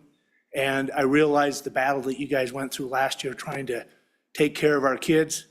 I've got a wife who's a school teacher, a son who's a professor at a community college. So I kind of see the struggles they're dealing with, and I see the struggles that our students are dealing with when they don't have adequate facilities. So thank you so much, Mr. Chairman. Any questions for Mr. Conklin? Yes, Mr. Vice Chair. Quick comment, and Travis, wanted to thank you for serving on the commission and the work you do there.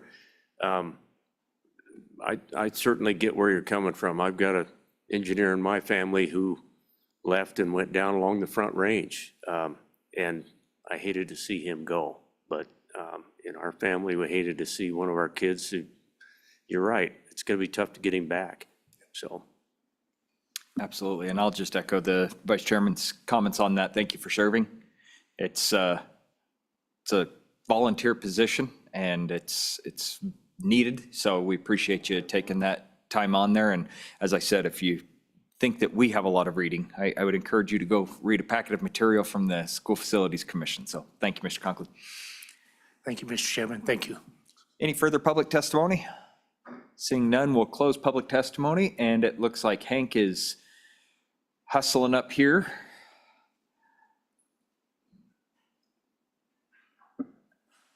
Tanya, does this mean that you're done for the day? Hank, the floor is yours, sir.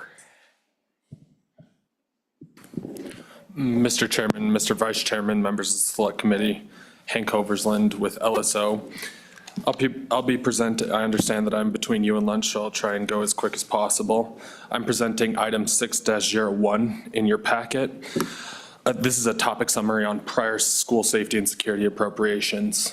Mr. Chairman, this is largely an update of a October 2022 memo prepared by Ms. Heitrich to kind of go through the prior appropriations and allowances of major maintenance for school safety and security, go through a little bit of history, and then I'll turn it over to the department. This is in relation to the Select Committee's interim topic number 4 that was proposed by the State Construction Department and approved by Management Council. So, Mr. Chairman, I'll start with the prior appropriations. In 2014, the legislature appropriated $9 million for security projects approved by the School Facilities Commission. And this was in the school capital construction bill. In addition to that $9 million appropriation, there was a footnote on the then School Facilities Department's appropriation in the budget bill to study school safety and security standards. This resulted in an October 2014 report that kind of went through some of that set a baseline of somewhat of a policy for the state on school safety and security, both standards and guidelines. This set out 73 elements of school safety and security through industry best practices and different things of that sorts that should be implemented or should be considered for schools, school buildings, transportation buildings, buildings that house people, students and staff in them throughout the state. The difference in standards and guidelines are that guidelines are more of an industry best practice that might not always be the most cost effective, but are still an industry best practice. Whereas standards should be implemented to ensure the security and safety of the students and staff that are in these school buildings and facilities.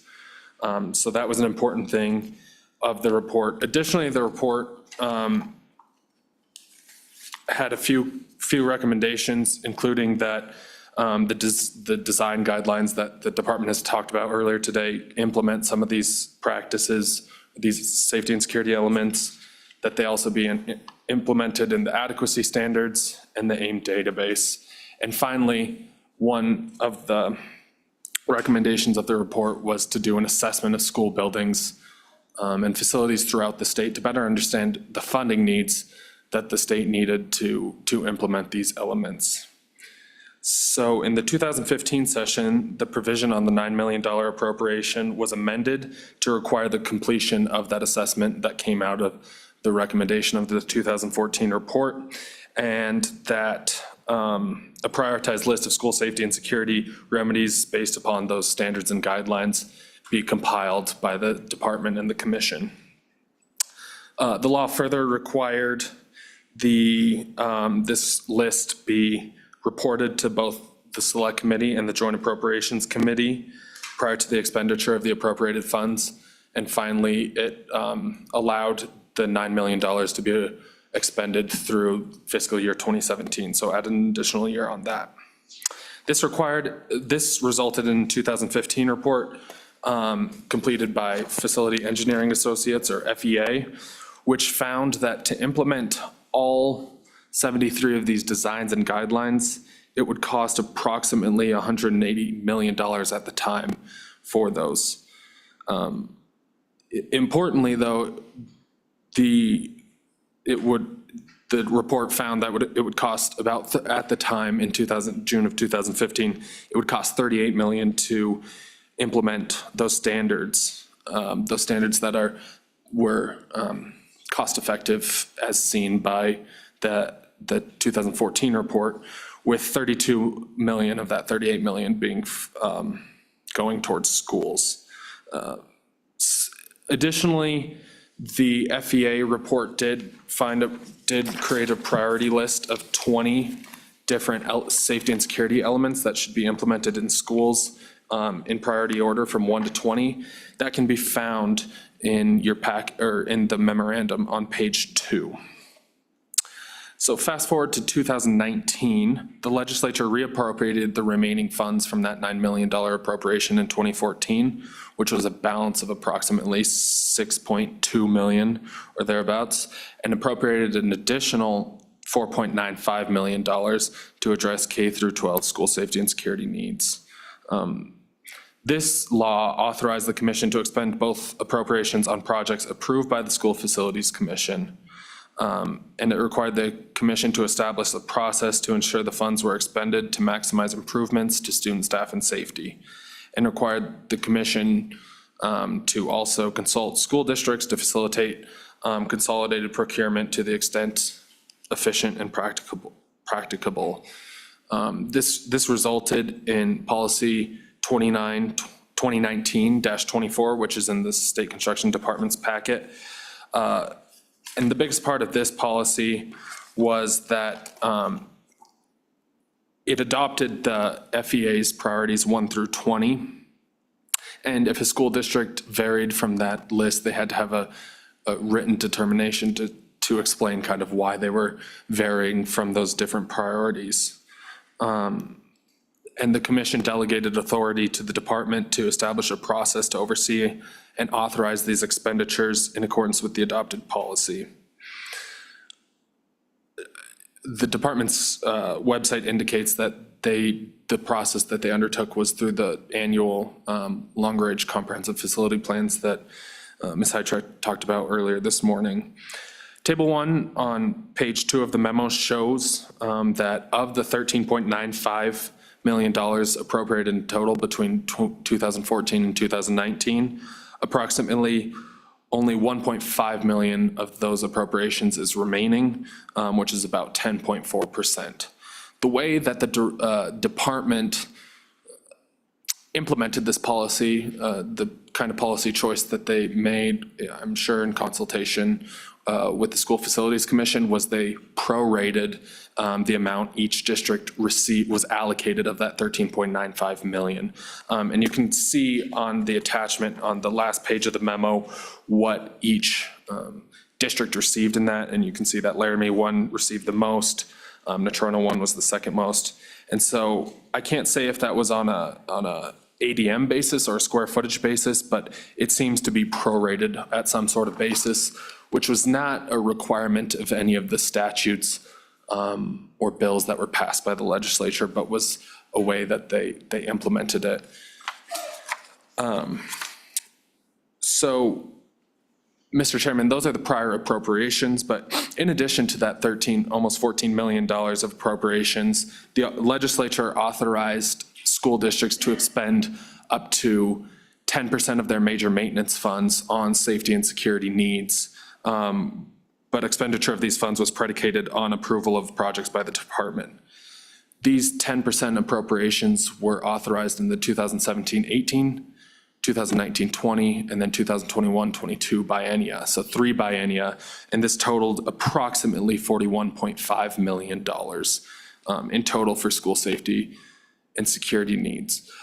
Mr. Chairman, something that's important to note about this authorization is that while major maintenance, the definition of major maintenance in statutes allows for the expenditure of funds on site improvements, including outdoor security features, and system improvements, including indoor security features, the authorization of 10% major maintenance funds allowed districts to go outside of those 20 priorities that were set by FEA. And it also allowed for them to get upgrades to buildings, whereas normally major maintenance, I believe it's through an attorney general's opinion, is not allowed to upgrade or kind of put new systems into a building. This 10% major maintenance, I think, it's been interpreted to allow for that, so that they can get, if, say, a secure vestibule or something of the sorts that an older school might not have, they can add that into it to make it more secure and safe for students. So, Mr. Chairman, with that, I would say that of that 41.5 million, the department's information shows that about 20 million of that has been spent, with an additional 21.5 million available to districts. And you can see that in the kind of blue page, the blue table of the department has provided, with Laramie 1 spending almost 95% of their allocation, and Sheridan School District Number 1 spending about 0.5% of their allocation. So that's shown on a percent spent basis, with the largest at the top. And with that, Mr. Chairman, I'd stand for any questions. Committee, this was a charge, I don't remember who exactly brought this forward, but I do know that there was a big discussion about this just because of the amount of money sitting out there. We wanted to make sure we covered this. Hank, thank you for the historical data on this. It's very, very helpful to go all the way back to 2014 when there was only a few of us in the legislature that remember even that going through there. So thank you for the historical. Is there any questions for Hank on the school safety and security and the historical data? Yes, Senator Rothfuss. We did that needs assessment. I'm curious if there's been any follow-up on that original needs assessment to see what the, we'll say, outstanding liability for the districts is that of security projects that they believe they should be conducting based on that analysis that haven't been conducted yet. Do we have a sense of that? Mr. Chairman, Senator Rothfuss, not that I'm aware of. I do know that, and I think the department will speak to it, but in 2018, they kind of did a somewhat listening session and garnered feedback from districts on what kind of the issues they were having implementing that. And that resulted in the 2019 legislation that had appropriated the additional almost $5 million and kind of that flexibility on the priority list. In addition, I think it's important to note that there was an April of 2018 Attorney General's opinion that, and this is kind of where it came up in the October, in the 2022 interim for the Select Committee, there's an Attorney General's opinion that states that the department is not authorized, they can't compel school districts to undertake these projects. So it's kind of up to the school districts on what they see as fit or what they need on that kind of building by building, space by space basis. Anything further, committee? Okay, Hank, anything else from you? Mr. Chairman, that concludes my remarks. Okay. All right, committee, I show 1 minute till noon. So what we will do is we will go ahead and go to lunch now. We'll take our scheduled lunch, which I think is the, Mr. Chairman, your lunch is scheduled from 12:30 to 1:30. oh, it is 12:30. Correct. Ah, see, this is what happens when I don't look at the agenda. We almost got out 30 minutes early. Do we have any public comment on security? Well, we have Shelby and, so we'll go ahead, yeah, we'll actually go ahead and go from 12:30 because Ashley's slave driver and pushing us through to 12:30, so.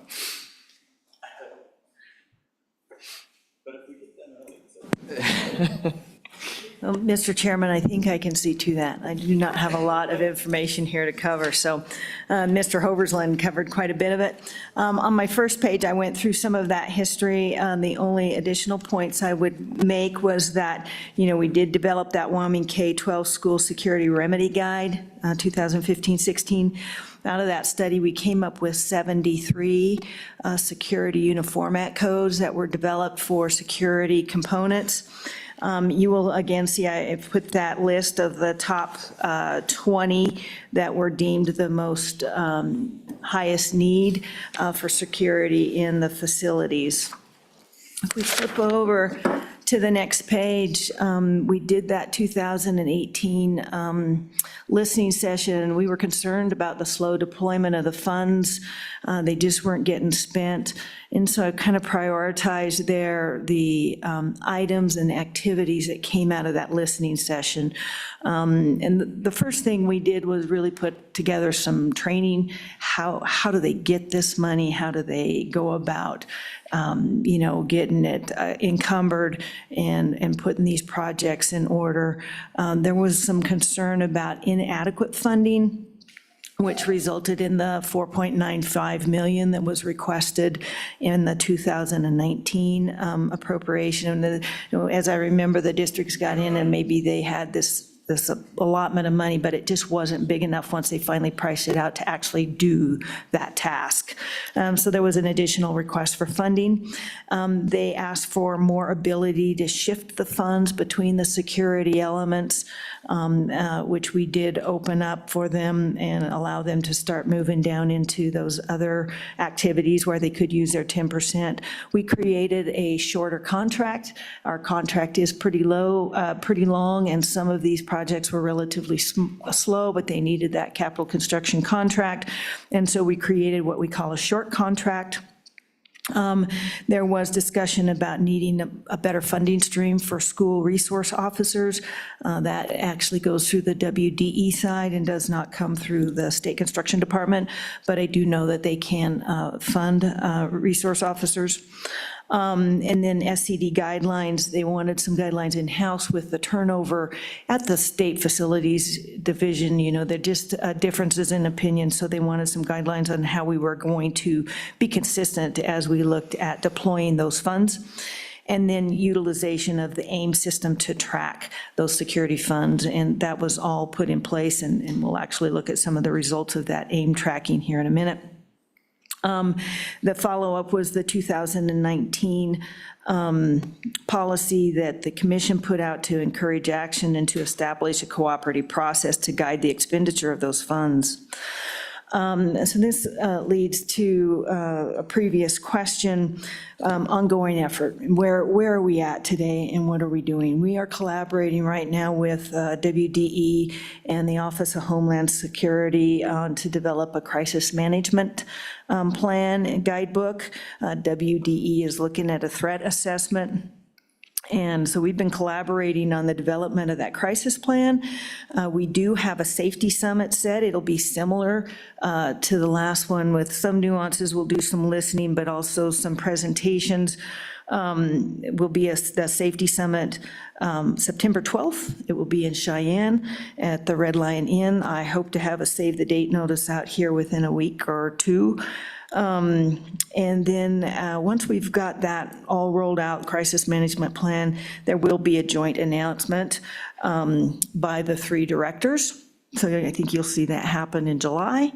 We get to our funding request. There is in our request $2 million to go out and do another K-12 assessment and see where we're at and what the needs are out there. Some of the things that we hear, you know, like technology has changed, software has changed. Some of the software that was put in initially is outdated and needs to update some of those systems. So we will go out and do a new assessment. If that appropriation is approved, we would have those funds in 2025 and move forward.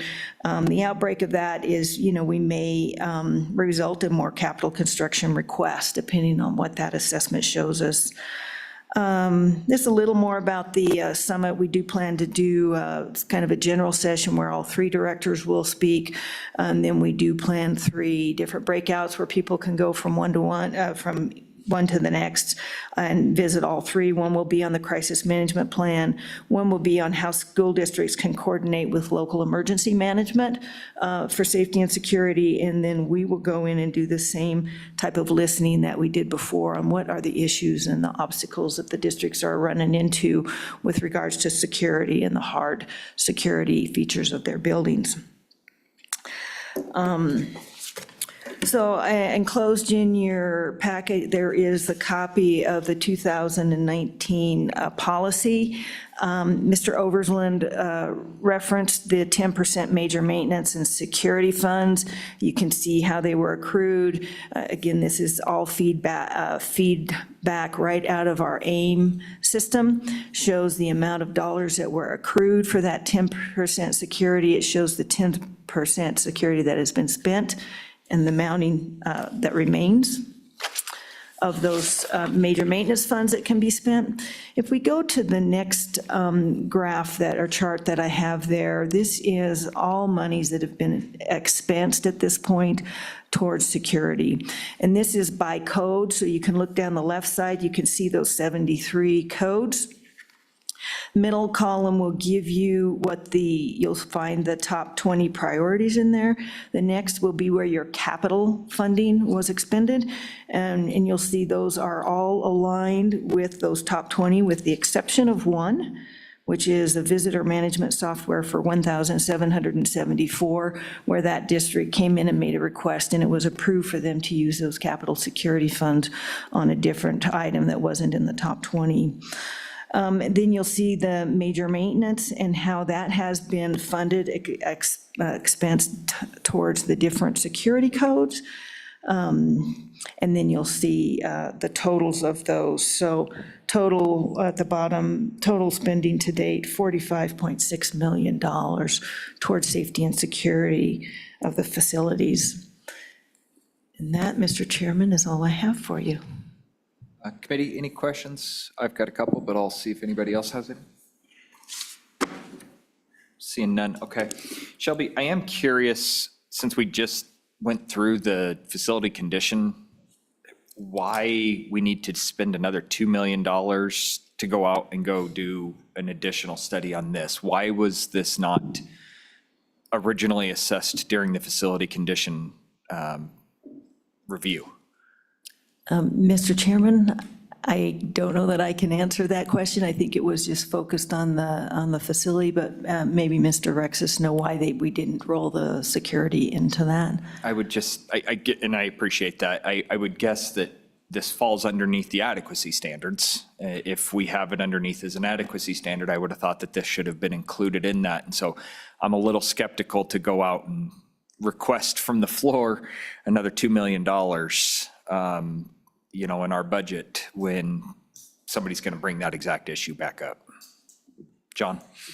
Mr. Chairman, I don't know. It might have had something to do with just the way the statute and the appropriation bill was written in regards to the assessment being for condition as opposed to being for security. The other thing I would mention is that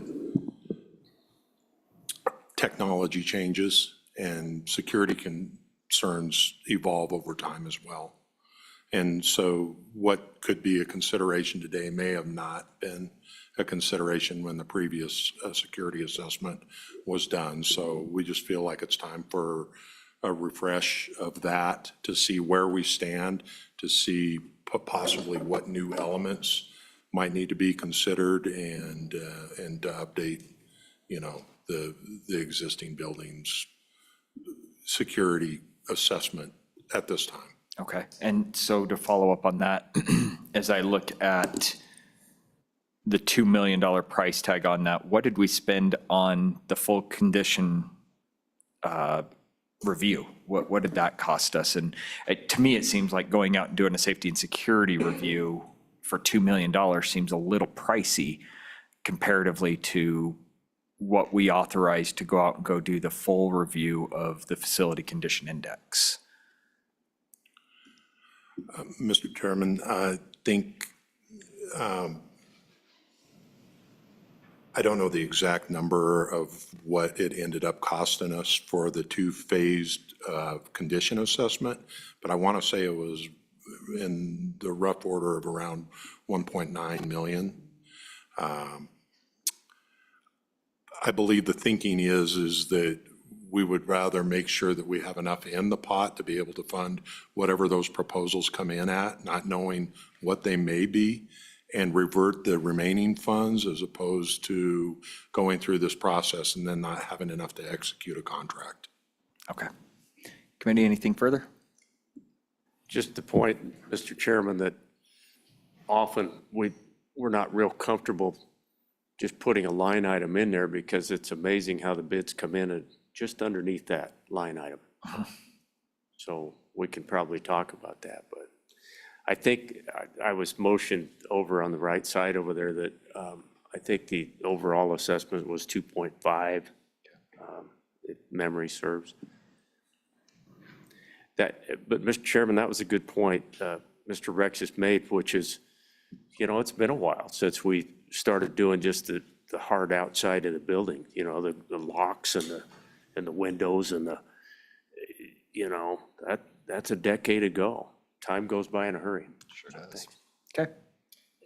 Yes, Senator Rothfuss.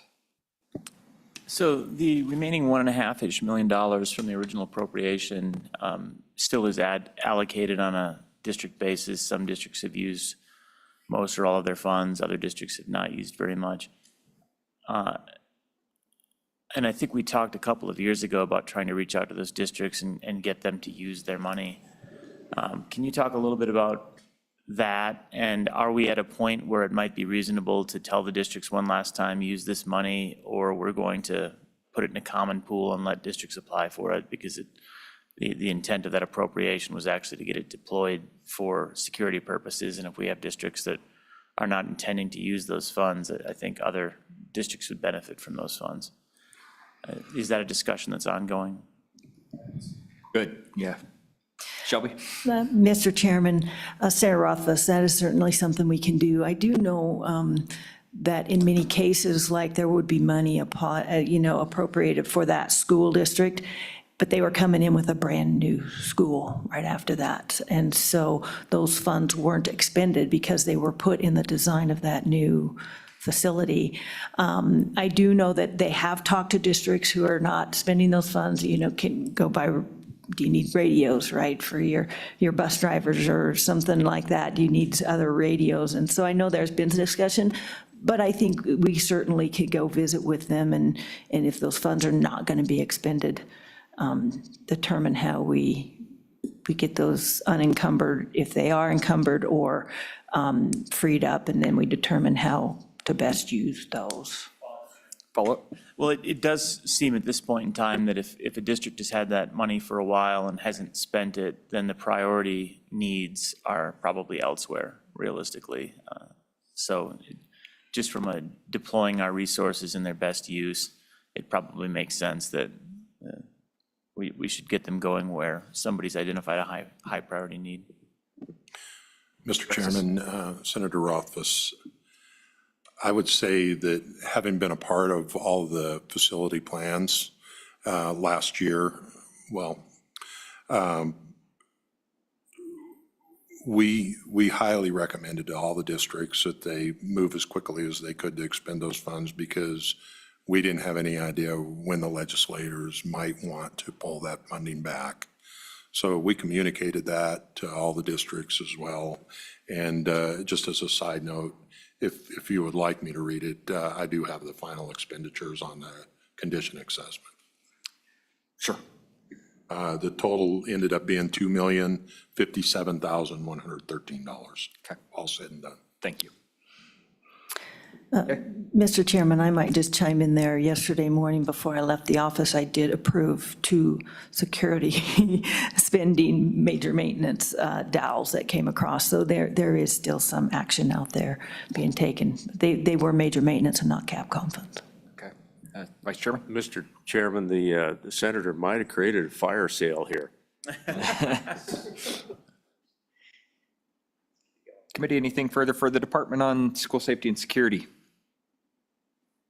Seeing none. Thank you guys so much. We will we'll go into public testimony on this.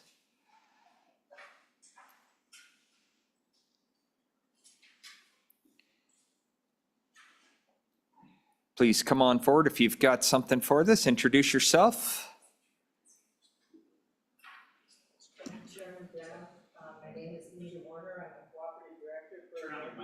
Bosse's out of Gillette, Wyoming.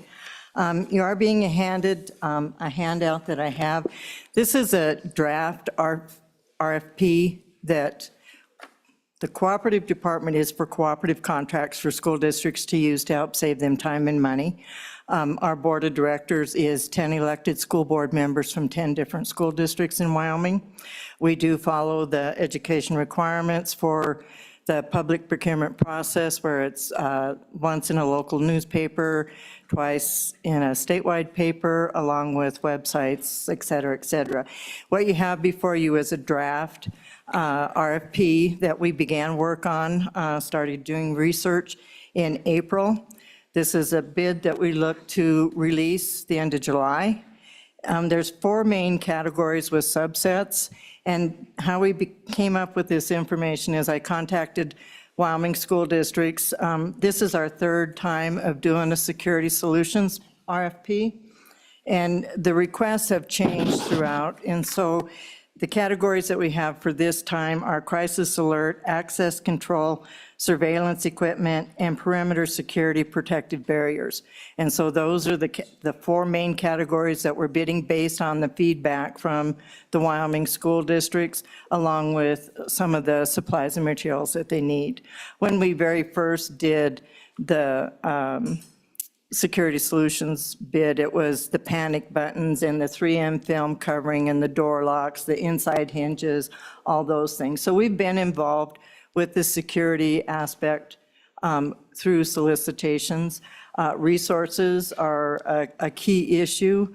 Procurement process is another when it comes to our small school districts. Our small school districts benefit the most from our cooperative contracts, but we also have our larger school districts that are using us. And kind of what has been mentioned throughout your whole morning, I've been the cooperative director for New BOCES for 9 years now, 20 years on the Douglas Converse One School Board, and I served as a director on the New BOCES board. Now I'm an employee for them. And so very involved with education, but resources and what's available and unintended consequences play key roles into what happens in our school districts. We're definitely, we're there for our kids, and our income from the cooperative department, we put back into the state of Wyoming. We have 2 scholarships that we provide to Casper College for nutrition and speech.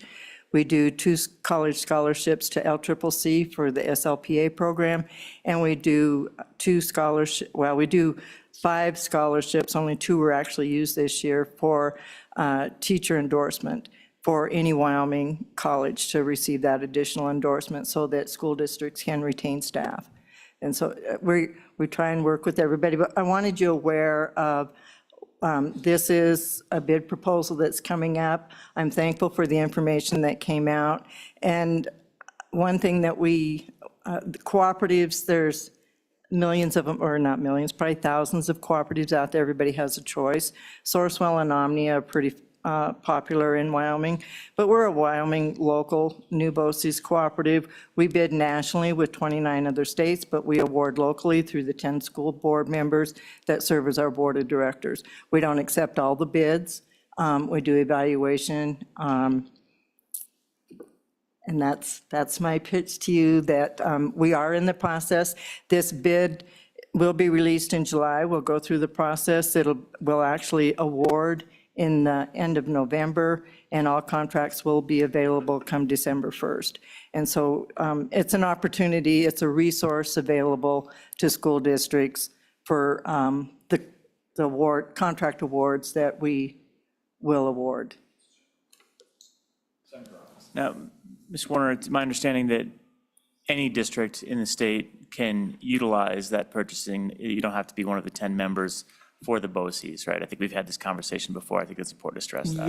Yes, we have. And so we've made some updates according to that. We also serve South Dakota and Utah. Oh, wow. And it is a membership. For school districts, it's just, there's no cost for any membership. And so that is on our website, as well as our catalogs, booklets, vendors, things that way. But so part of the registration to be a member is to give us your local newspaper so that we can advertise in there, so that we do cover all the school districts in Wyoming. South Dakota has the same requirements as Wyoming, and so we have 6 school districts in South Dakota that use this. Rapid City West uses this. And then we do that advertising as well. But we also, because of cooperative agreements, we've now have intergovernment contract agreement so that cities, counties, municipalities, nonprofits can also use our contracts. And just the first part of June, we also sponsor conferences, and I was at the WHAM conference, and we gained membership of 5 different cities. So we're nonprofit. It all goes back back into the state of Wyoming. And so that's why we would like preference for a new BOCES cooperative, because any money that is earned through the cooperative is retained in Wyoming for students and growth of Wyoming. And today is the transportation conference, and so I have one of our vehicle contracts at the student transportation conference. So we're bringing visitors in and seeing, now we've got people asking when they can have a conference in Wyoming. It's like, hey, come anytime, you're welcome. But thank you, Senator Rothfuss. Any further questions? Seeing none. Thank you, Nita. Appreciate you being here and appreciate the information. Thank you, Chairman Brown, and I'll be back this afternoon when you're talking major maintenance. All right. Thank you. Any further public testimony? Yep, Senator. So, Mr. Chairman, I'd save just a couple of quick comments for the public comment portion of this, just to let the committee know. You may or may not be aware that the Judiciary Committee will take up the issue of House Bill 125. We were asked by the Management Council on that committee to take up that effort, to take another look at it.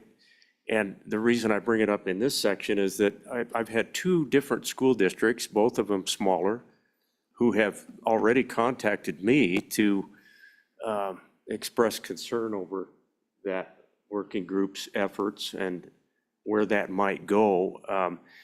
Those two districts having already done a lot of work from a security standpoint, and each has a staff member, for example, with carrying a firearm. So I just wanted to let everybody know, the working group has been established, and we'll be working through that until a meeting in September, and then we'll take that up. But it does pertain to some of the security that we've been talking about this morning. Thank you.